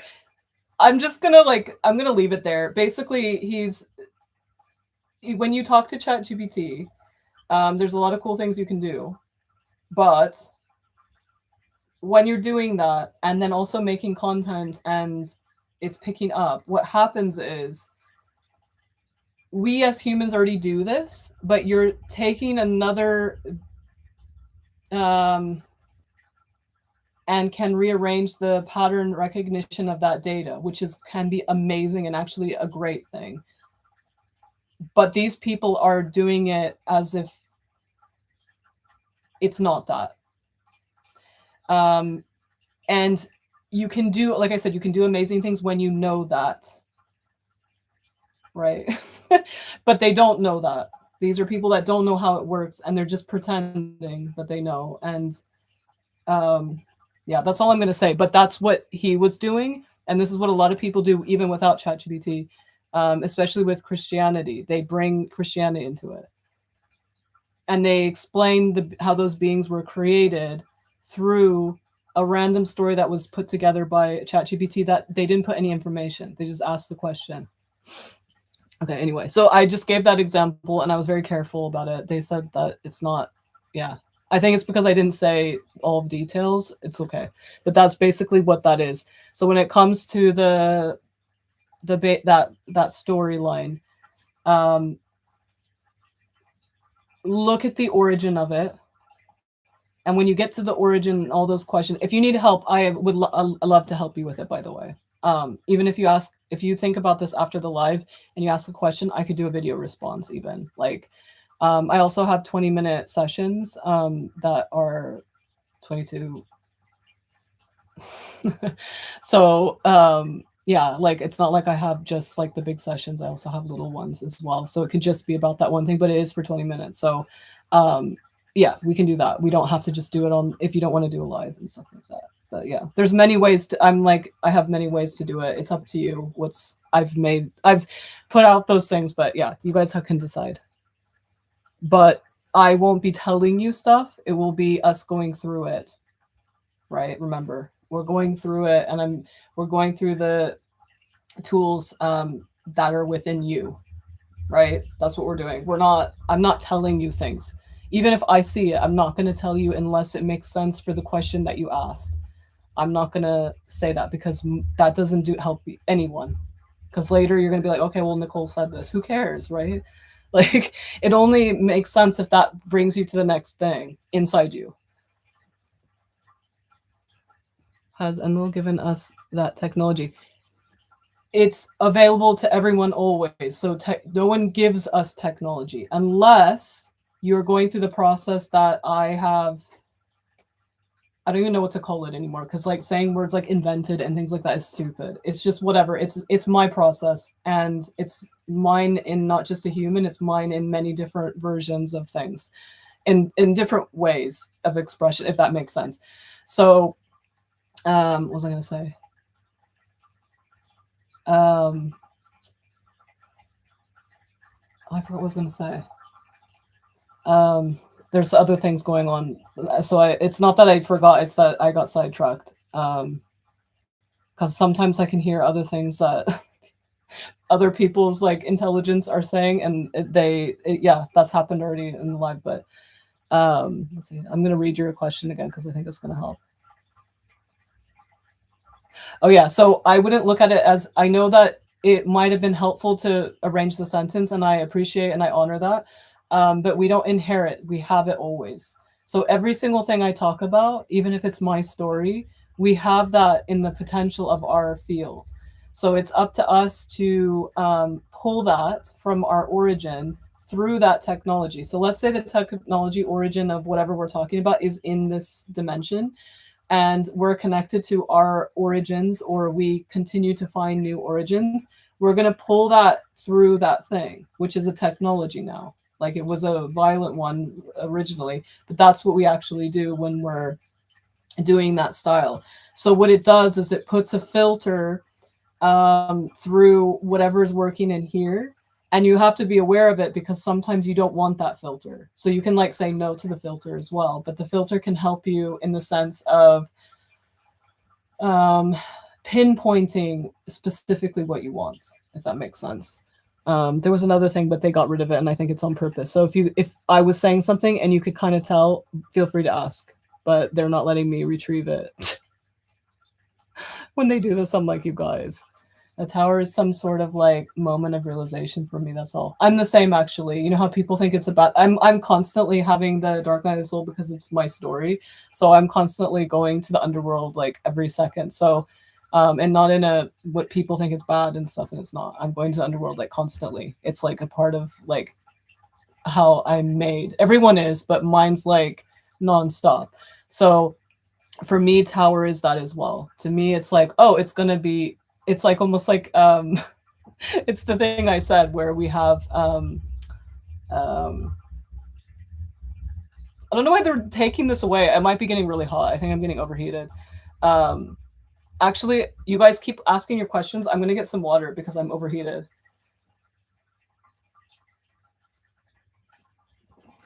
There's a question on YouTube that says, connection between the Anunnaki, Enlil, and Enki, or is this more complicated than that?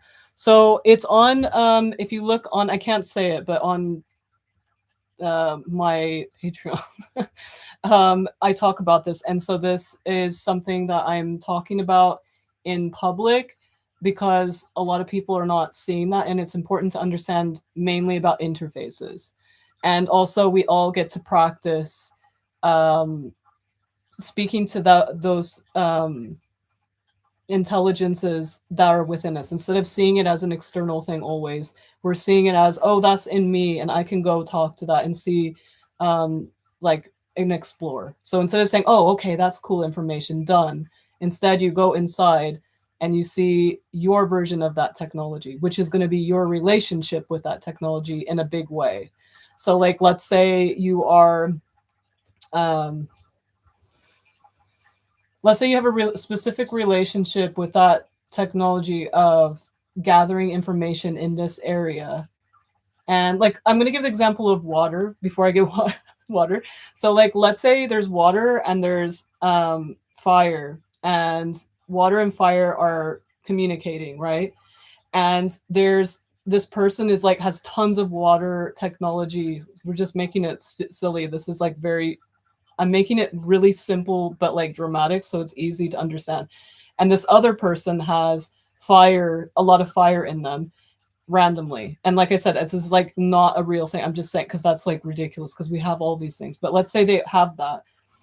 If those are doing these things, like something and making a combination, those people are going to have a certain situation with each other.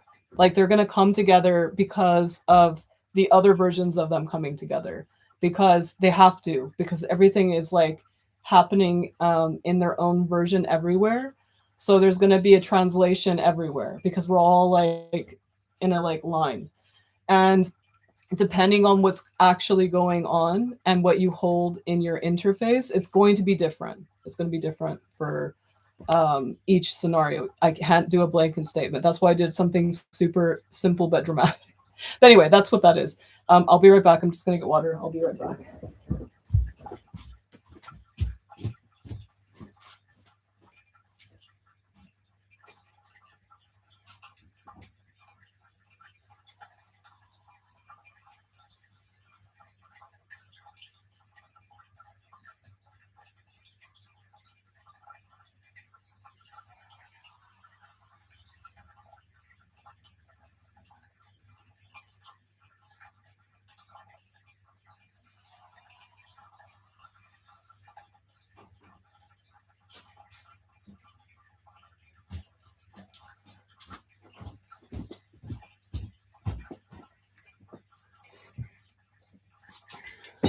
Okay, it looks like my phone is almost dying, so I'm gonna give this. We're gonna cap this at. Let's see. We're gonna cap this at 5 more questions. And then you guys know that you can always reach out to me, and you can also watch this as well. So anyway, go ahead. 5 more questions. And thank you for all your wonderful questions. And also thank you to the guy, or I don't want to assume, but the one that has Iraq in their name. Thank you for understanding after a while. Even though I recommend anytime you're confused to go and get context when you know that someone's like doing a class thing that's specific.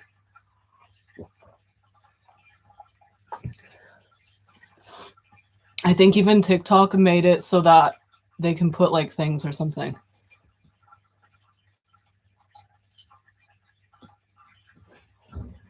I was getting used to the lingo and use of the word interface as it relates to energy. So interface is like what I said earlier. So later when you watch the replay, you guys can watch this, by the way. I'm recording it somewhere else. I'm not going to say because they don't like it. But you guys can watch it. And if you ever are like, oh, I really wanted to watch that and I have no idea what Nicole was saying, I'm always up for answering that. You can just ask me.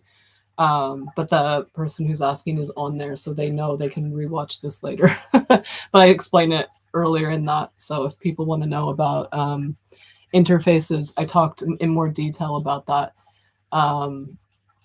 And yeah. And I think the main thing here, I quickly want to say while I'm waiting for the 5 more questions, is that I really wanted to come and do this not just for where I have it here. I wanted to make sure, because I usually put things on there because the people who are on there are ready and can hold space.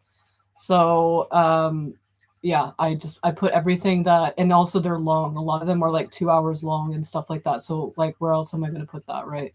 And I'm not gonna lie, there are some yeah, like whatever. There's some things that like I don't want people to get unempowered. And I know that if someone can't hold space for stuff, they either are angry, they don't care, or and they lose that opportunity to later do that. So every single time I do stuff in certain areas, I make sure that it's a place that is suited to that person in that situation. Like that's, and I've done things so that it's easy for people to kind of figure that out, even if they don't know what's going on. So what was I going to say? Oh, so the reason why I wanted to do this live is because of the creepy alien stuff and how I've explained it many times, but I am happy to keep explaining that we need to focus on what interfaces mean to us and to explore the different interfaces, which would be the humans. I wouldn't go with, obviously aliens are that, and I put that on the video I talked about that with, but it's not, I think it's not the way humans talk about it and the way that they're framing it on the WHITE house official thing and what they're gonna do. They already have, like, but they're gonna do more. Is not helpful. It's not helpful for anyone. It just doesn't make any sense. So an intelligence, like I said, is kind of like working on the interface or the something. So like something that needs to be organized, needs to be reconfigured or things like that. So for example, deities or god job roles and things like that, they have different styles of what they do to gather thought forms. And not just thought forms, there's other things too, but we're not going to go there. And kind of have a space for them and almost like it's a library. And then if humans stop as an interface, stop being idiots, they can actually learn about themselves through those instead of like worshiping is a waste of time. But anyway, that's how they feel about it. I'm not saying that. Like, I'm sad. I'm more sad. They're like, why are you wasting your time? People just keep making mindless thought forms that are not even theirs. And they just keep copying things. And so they're just like, it's just become a gross job, kind of. No, it's not. But you know what I mean. You know what I mean. They're being dramatic.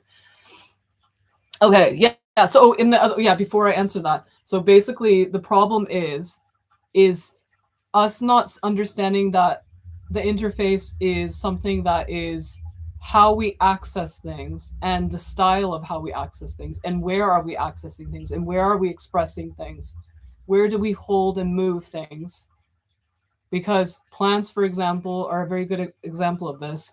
They don't hold on to things, they move things. Like they're like a network thing. They're very close to humans more than animals are. Animals are like a whole different thing, which I talked about. You guys can listen to the replay to listen to that as well. But anyway, so I really recommend that you guys look into this. And the reason why I brought up Enlil is because it's really interesting to speak to when you can see that a specific technology is being formed to make that thing you're talking about, which is people think humans, but that's an interface. You can start to see that when you read these myths, the myths are from someone's perspective of what they saw, what they made sense of. Like all they know, it's bad information. It means that it's very personal information to, you know, what information. And it's kind of like, what do they mean by human? So if you read those after exploring yourself, you'll start to see that humans means more than just humans, but that's the language that they had. Sometimes it does literally mean humans, but in this case, it's that. It means interfaces, and not all interfaces. It's not the origin of interfaces, as we discussed, if you guys want to listen to the thing. And there's more. You guys can get more as well. It's not just you contacting me. You guys can get more because you have all these technologies within you and you can speak and have conversations with them. It doesn't have to be conversations. It can be just images. It can be just feeling. It could be memories that look like a movie you've seen, and that's your reference. it all depends on your energy, who you are, and also depends on what you're working on all the time. Okay, let me get to the questions. I saw that there are 2 questions, so we have 3 more questions, and then I'm gonna go because it's at 16%. Okay. What side was Enlil on about the new system of flooding potential? Am I getting that right? There's no sides. So it is about, so from a human perspective, it looks like sides. This was something that you can see on here. I did it's public. It's on, when I recorded one of, I think it was it was a live, and I was outside with Ruby, and we were sitting, we were sitting outside, and I don't know how that would be. How would you find that? Yeah, it'll be a video. So if you look on there and it's public on there, we're talking, and I'm going through what I'm going through. Like I can see what they're doing. So the idea was this dimension, the style always was the intelligences do this. So it's based on, okay, so when there's a big change, like what people call New Earth and stuff like that, you're gonna crack up because New Earth was a long time ago. It's not a long time from our perspective. It's a long time ago, but everyone thinks it's still coming and stuff. And I'm like, no, you guys need to access it, sillies. But anyway, it's more complicated than that. But that is what's happening. So basically, they were looking at how is this going? Like it happened, right? Which New Earth actually was giving more access to more layers without help from anything. Like just a human will be able to do this. The interface will be able to do this. And everything will, not just that. Like everything's going to have more access to beyond this universe and everything, right? And before it was very case by case and dimension by dimension and all this stuff. There was a lot of, it was for humans, it was human interfaces. It was the all the pieces of you that were in this dimension was what you had to talk through, if that makes sense. So everything was always going to be through the eyes of that compilation. So it's not going to be direct and your own thing that I'm talking about all the time. So this is why I don't blame people. I know it's frustrating to me, but I know that that's why people are doing this. It's because that is what they think they have. Everything that people think they can't do stuff, they think they can't do these things. But it doesn't mean that it's not on offer. But at one point, in some realities, it is. In some realities, it's still like that. There's other things going on too, and it's more complicated. But when this, so that period when that's happening, and Enlil is reminding me that this has nothing to do with him, but I'm still going to answer it. Basically, they were, it does have to do with it because you wanted to know how he was. So I'm going to tell you about it. That's what it is. I'm giving context, and he's annoyed by my long context, but like it's me, so I don't know why he's surprised. But basically, when that was going on, it was about 3 years ago, maybe it was 3 or 2 years. I can't remember. 2 years ago, probably. They were deciding the learning teaching dimension is limited to human interfaces. And it doesn't matter what reality, to what they come up with. So if someone comes up with a system, like a hierarchy with a king, and they're like, I want to do this because I saw this here, or I like this, or I got this inspiration, and they start that, and everyone keeps doing it, and everyone's into it, that status quo, the intelligences will organize everything how they always do anyway, because that's what they do, for what those humans are doing. Now, what they didn't realize is that those intelligences could get corrupt, even though there's things in place. I've seen what they had. They still got corrupt because the humans were not taking charge for themselves. They were not going within. They were pretending that all the things. So what did those intelligences do? They got involved with what people are obsessed with saying right now, distractions. The distractions are not distractions from other things outside. The distraction is from you within.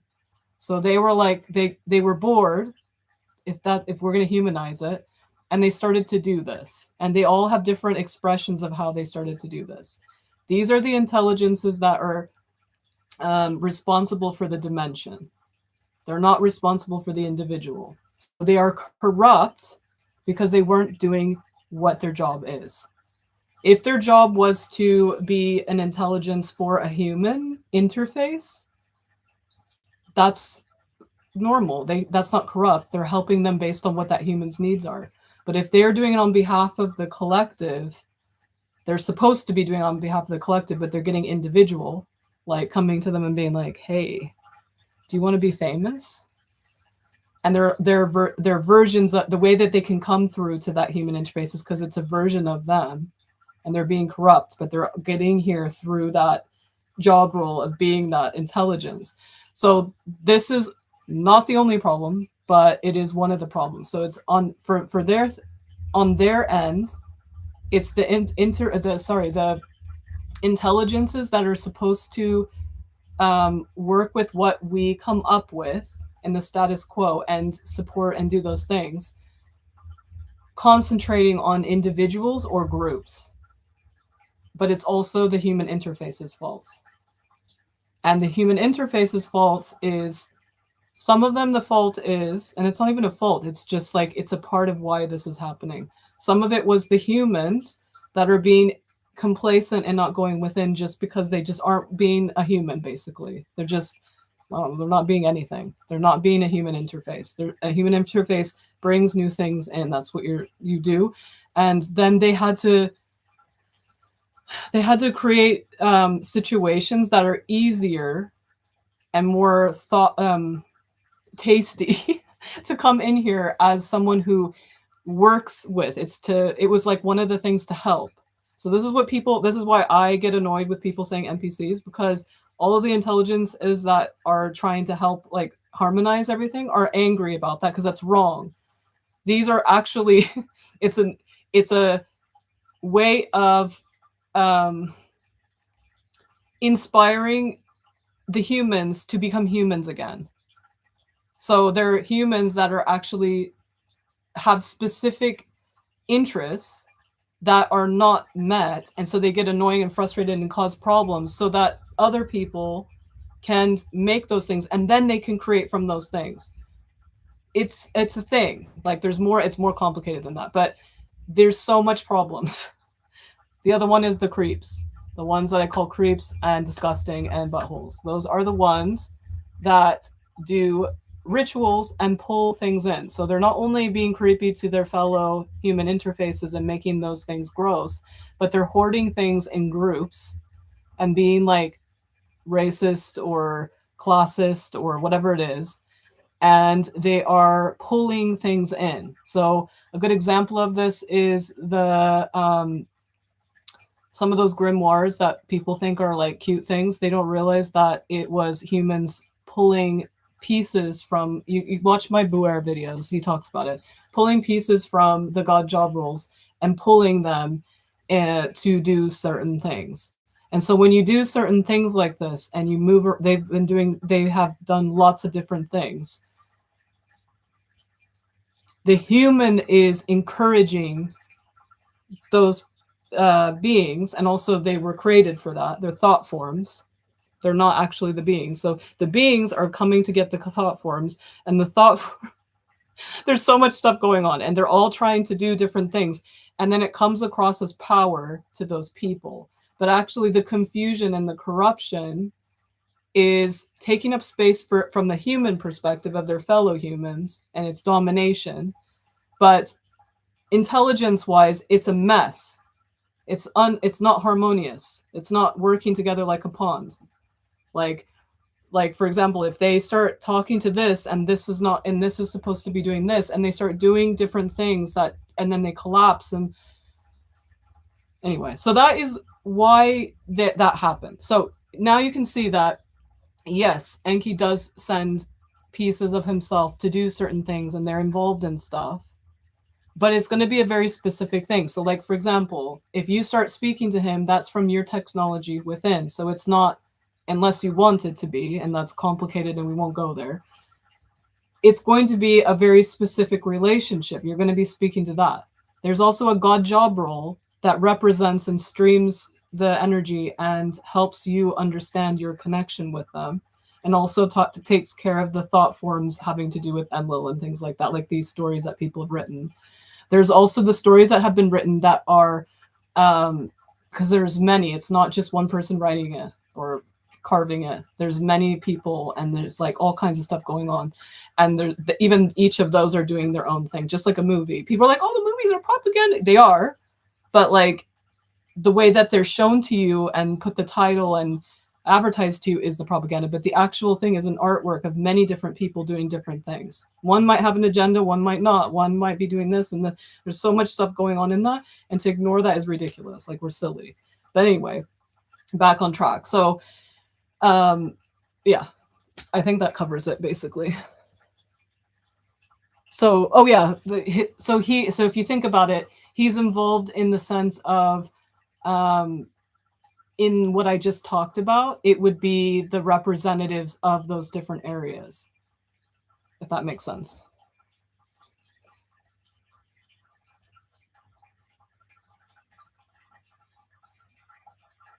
Oh, you said a flooding potential. Oh yeah, so the flooding potential is now. And because the flooding of the potential, so when he did that thing where he brought them to that and people think it's a flood and stuff, that's one thing. But this is like the thing now he's excited about. He is excited about talking about it because he's so, people put a lot of thought forms and pull a lot from him when they're trying to understand these things because of that story with the flooding and stuff. So he's really excited that when this happens for people, when this happens, like I said, it's already happening. It's when it happens in the sense that people connect with what's happening, the flood that's happening in them of potential. When people start doing that, he's going to be excited because you're going to be able to connect with everyone in a way that makes sense inside you, right? Instead of being like, oh my God, what are they going to do in disclosure? Oh my God, what are these people going to say? Instead of being like, I'm curious, and it's fun to see, and like, I want to collaborate with this person because they're saying cool stuff from what they're bringing within. That's going to be a different point of view. So like I tell people, so if you are the type that would like to watch what people do and create with them and support them, that is an expanded version of what the human that does that today does. And then the ones that want to create, but they don't do it, and they pretend and they make weird excuses, those people will start pulling from inside and trusting themselves and sharing it and building systems and cool things so that those other people who can't find what they need will find what they need, because everyone that does those things, you know what I mean? And I'm being very simple about this. It's not just those two. There's all kinds of stuff going on. I'm just being very specific about what we're talking about. So you guys don't think, oh, there's this type of person in this. No, I talked about this in my latest video. No.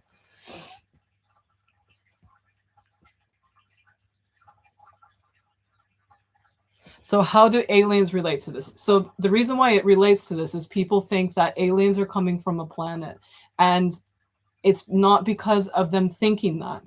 It's from a program of someone saying this, this, this, and this.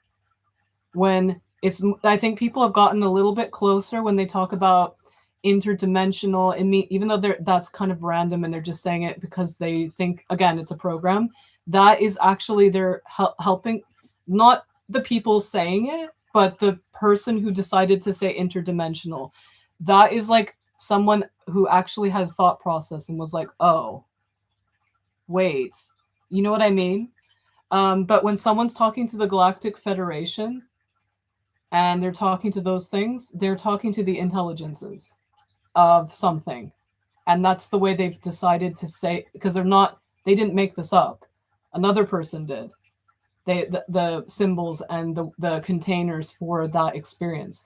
So they're having an experience and they're like, I'm talking to Veda or something. I don't know. I'm just making it like whatever. I'm talking to this because they sound the most like this and I'm this. And they will do that with you because they want to give you the information. So it's not they're going to be like, by the way, that's not my name, unless you already have a relationship, and you wouldn't even be doing that, right? They did that with angels. I remember they were like Archangel Michael's like, by the way, I'm not even an angel. He's like, I created stuff like that, but I'm not. So like that would be that you already have a relationship and you would already know that. So you wouldn't even be like, oh, I'm talking to this alien from blah, blah, blah. So it depends on what people are talking about. But if they're talking about these stories, like when they talk about them taking gold and things like that, that's not his story. He's an intelligence. So these stories, they act like they're the same and stuff like that because it's the humans are trying their best. Those things, humans saw this stuff. There was some stuff going down, and then gold represents something else. They were doing stuff. And those would be like kind of what people are thinking aliens are in the sense of coming somewhere. But it's still so when they figure out, not them, when I'm not going to say who yet, but you guys can have a look on here. There is some stuff I talk about. You'll kind of get a hint because of what I talk about myself. There's a lot of stuff that, like, the things I'm going to talk to you guys about, I talk about it first when I'm talking about my stuff that I'm remembering on my own about my story. So you get kind of like foreshadowing, like you get early stuff. So I have talked a lot about that, if that makes sense. So when they figure out how these intelligences can basically create an avatar, like a universe in here, that is basically what they start doing. And those are what they know about their intelligences of nature and things like that. So they know about soft spots. We don't. And so we're like, oh, they're aliens and they know about technology. They're intelligences that take care of that. So just like animals, they know about things we don't know because they are intelligences, a big intelligence that split themselves up into little aliens, into animals, right? So it's the same. You can think of the stories with them going in the gold and those beings that just show up all of a sudden and humans are like, ah, in those ancient in quote stories, like animals. Because animals, people are so mean and stupid about animals, but basically animals are infinite mechanic intelligence that go into what they created as little tiny, like, interfaces that are, they can be in certain places and express. So, like, for example, because rabbits are still like pushing for it. In the rabbit one, we see rabbits like this when they want to come and be here, right? When they want to come and be here. But rabbits, I saw last night what they're doing somewhere else, what they look like somewhere else. So those are the two that are the most popular people talk about. A physical, tangible one that's kind of stuck in an area. Even in Ireland, they talk about the Side, or Site, I don't even know how to say it, where the soft spots. So the two cultures that talk about it the most, and like they get it because they were actually there when it was happening. When like, they were writing, they were like, it was a diary, is in Ireland, and also in a lot, not all, but a lot of the Aboriginal tribes. Specifically, they said the coast, I don't know what that means, and the center. So like those two had there's like two specifically they're talking about that had intense experiences. I don't know, they're just telling me that now. I want to look into that because I really every time I've seen it, I'm like, oh my God, that's what I've seen as well. Because they're not channeling it and putting their spin on it. It happened in front of them. So it's their spin on it, how it happened. So you get to see what their impression is and what they created in that soft spot. I've seen on my own when I've gone to a lot of like which is in Samaria, it's like the edge of Iraq and some other countries. It's a very big soft spot. It's not in this dimension, but when it was happening, they did not want to go in there. Like, it was like you didn't want, because when you got in there, like, creepy things happened. And I saw what they were and I was like, oh my God. They did not want to. A lot of them do want to. There were some that happened in another dimension in Egypt, and they loved it. They built stuff. Like, that's why I get really upset when people are creepy about the pyramids. we have that as an artifact of another dimension where humans were able to watch and make things based on what they are doing. And one of the rules is you can't, this is Gaia's rule, by the way, you cannot interfere. And if you do, there's like a lot of creepy things that happen. That's why also the stories with the gold and stuff, how they're feeling gross. But anyway, I talk about this on everywhere, so you guys can find this. It's not like, and you guys can go and find this yourself. Go do it. You can do it. Like, I know you can. Okay.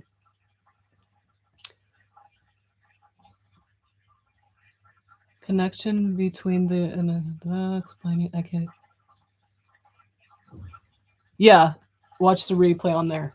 I can't say it because they get annoyed with each other. It hasn't happened anymore. But when I was having my, I don't know what to call it, like attack period. It's complicated. It's not like an attack thing. It's like complicated. But when that was happening, it was just a free for all. Oh my god, I have 49 new messages. Oh my god, you guys, I'm gonna try and catch up. I hope they're just likes. Okay. 1, 2.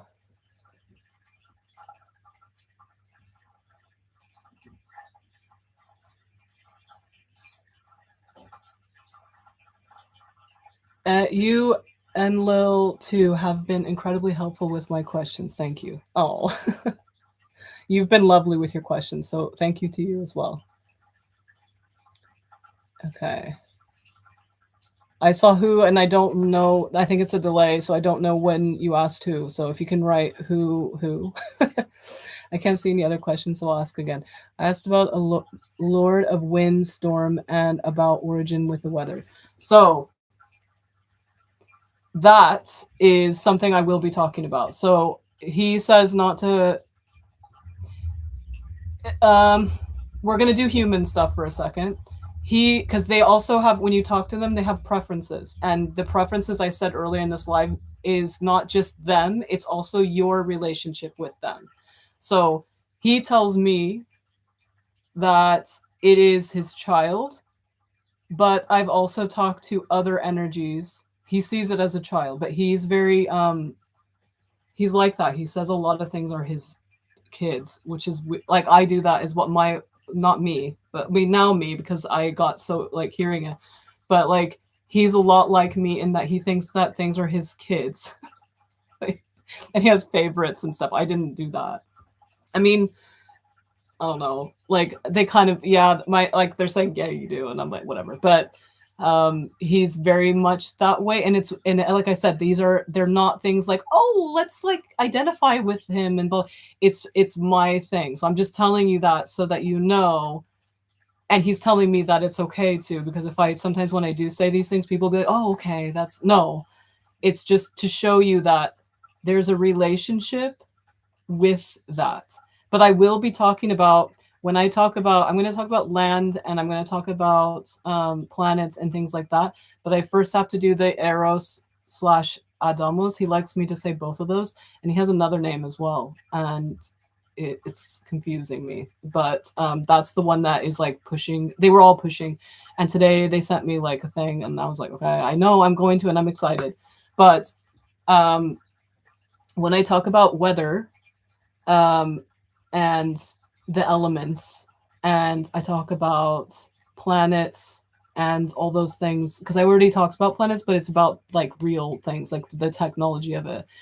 It's when I'm going to be in the Grove, and this is very important to me. So it's, I sprinkled a lot in it because I keep trying to push, but they keep taking me back over here because I know that everyone wants that, and I want to know too, because it's a part of me as well, my story. But I'm back over here, but it is the shoreline, so it is it's like abyss mixed with the shell shoreline and the traumas that happened there with ISIS, and I'm back there again with them feeling crazy and going crazy and all that stuff. I'm back there, but it's a bit fun and like sea-like kind of in a weird way. It's like whatever, but when I think, I'm not sure, because I thought this about talking to Elle, because Elle would not leave me alone. I thought that was going to be like a really good thing, but to go and there, and I did for a bit, and then I got a thing that was connected to that to connect to that. So I'm hoping that's what's going to happen with this. But the next stuff is going to be about these things. But let's see. So yeah, so the origin of weather is going to be about the grove and translating the grove. So remember, there's like the actual grove that's in this universe and the stolen groves here. Stolen. So we will talk about that, and when we get there, that's coming soon. And I'm very excited about that. I'm like I said, I'm like whatever. But anything having to do with the creation of nature and stuff like that. And that is like I said. So he is involved in it in the sense that he's translating, and his translations are his children. Like that is like from his POV when he's talking to me. But other people are going to see it differently, and that's beautiful and important to know. So I recommend you asking before I start telling my story, because I think it's going to be even more fun. Like they always recommend. They recommend you to ask first and get your information, so that when you hear someone else's, it's going to like enhance it. I'm telling you how fun that is. It is the best. Like it like I still do the other stuff, and then I'm like, oh, why didn't I do that? That would have been way more fun. But yeah, like so he says that about that. So sorry, that's what he said. But that's the thing he said to me. Fun for us and Emma. What do you mean by Ivory Coast? Okay, so whenever anyone brings up books, what books? You know what the book is? Yourself. And I don't just mean yourself, the book of you and all the layers of getting to know you, whether it's what you've lived in your life or what you have translated from your origins into your life, getting to know your origins. I'm not just saying that. I'm also saying what I've said before and many times. Whatever you're interested in, and you can be as basic as you want. You can literally do a Google search and write a question, and you will find the next stage that's going to help you go back within to ask a question within. And you have way cooler information. You have movies and books and stories inside you. But we do, as humans, and the way that we've been brought up, it makes it more difficult to just do it cold turkey. I do it all the time because that's my life. I just do it all the time. And also I was built that way. So even when I wasn't participating in it, I was doing it. Like I wasn't participating as in like I wasn't consciously aware of me doing it. I was still doing it because that's, like I said, how I'm built. But when you're built a certain way, you can tell people that they have it too. That's the superpower. The superpower isn't the thing you're doing. It's that you can actually, you are the one that's going to be able to tell people they have this. Okay, this will be the last one. I was also asking about the mechanics of worship and how does it really work.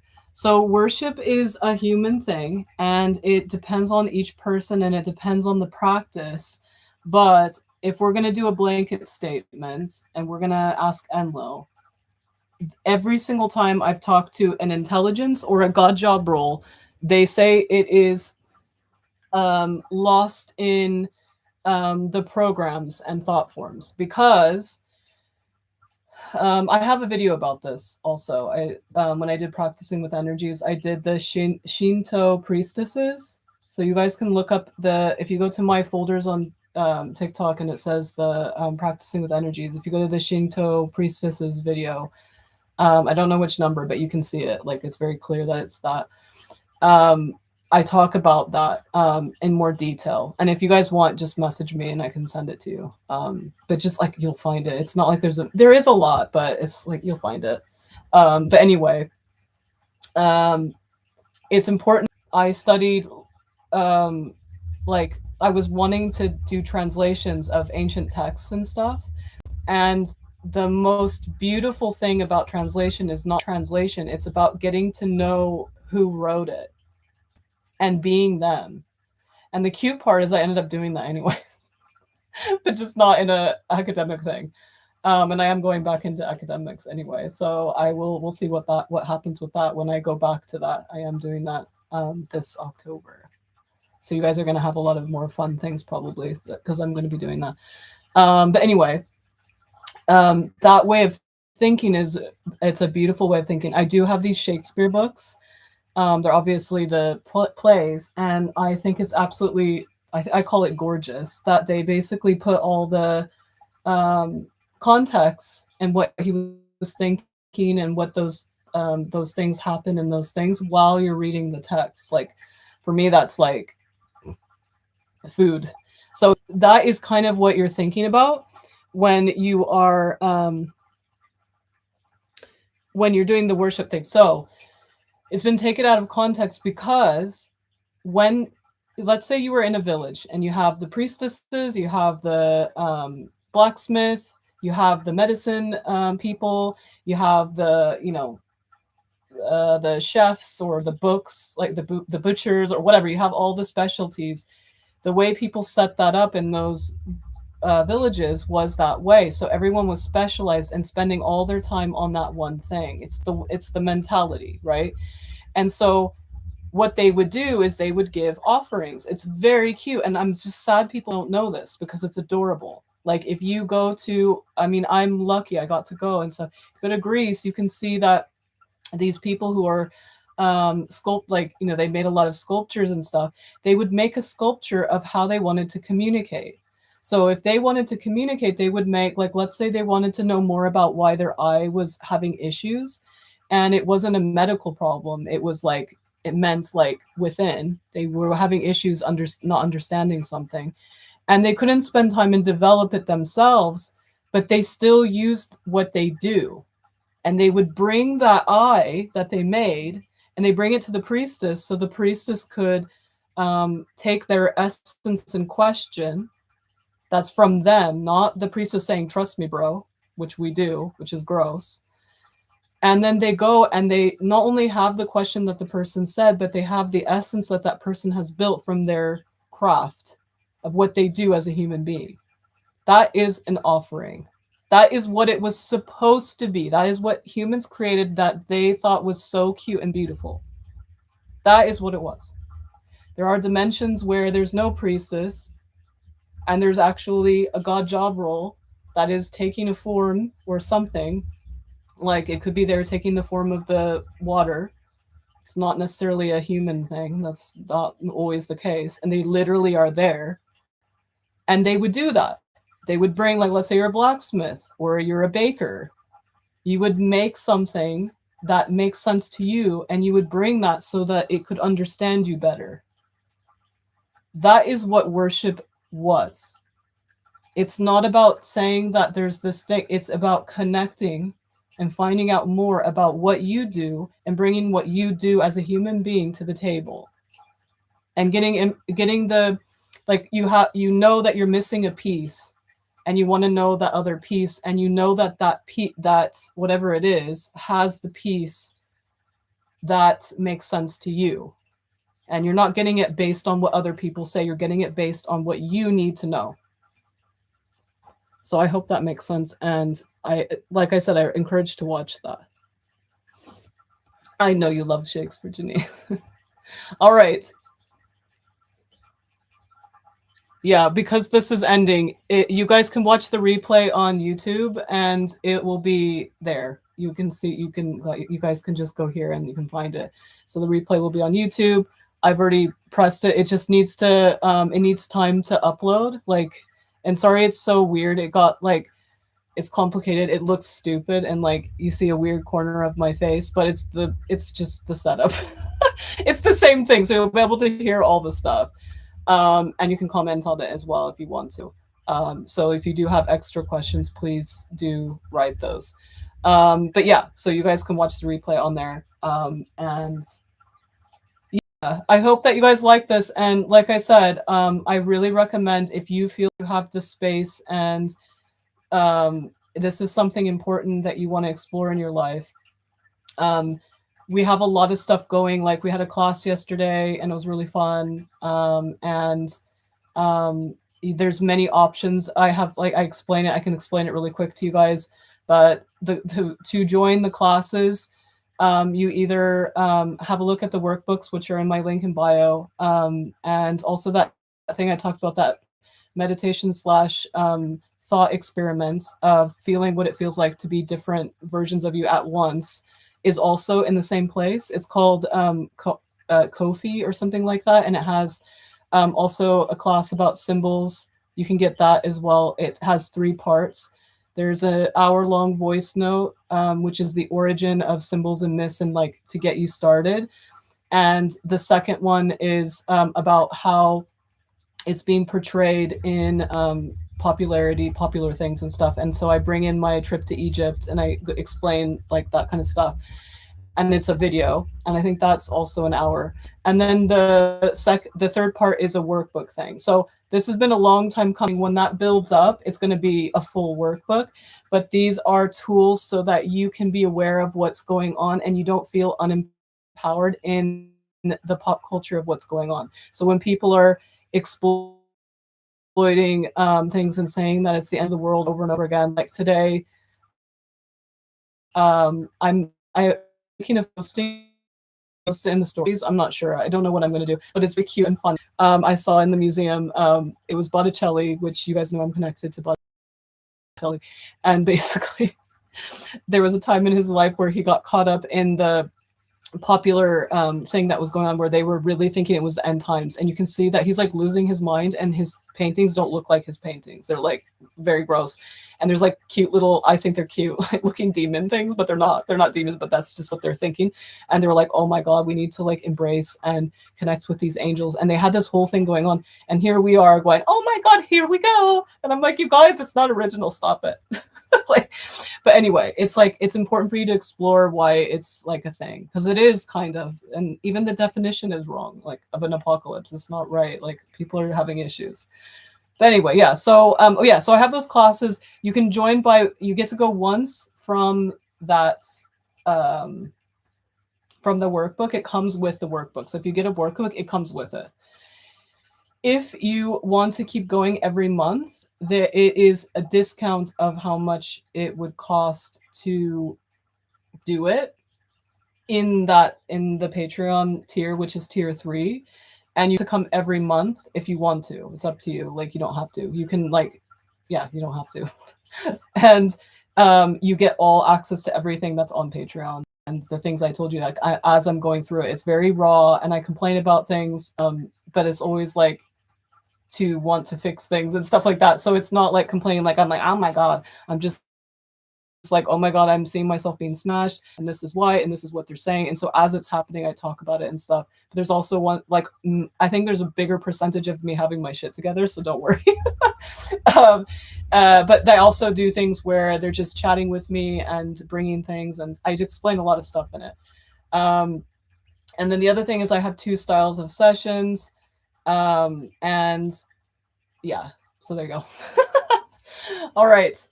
So yeah, if you have any questions, you can message me about how those things work, but I think they're pretty straightforward. But yeah, see you guys soon. Bye.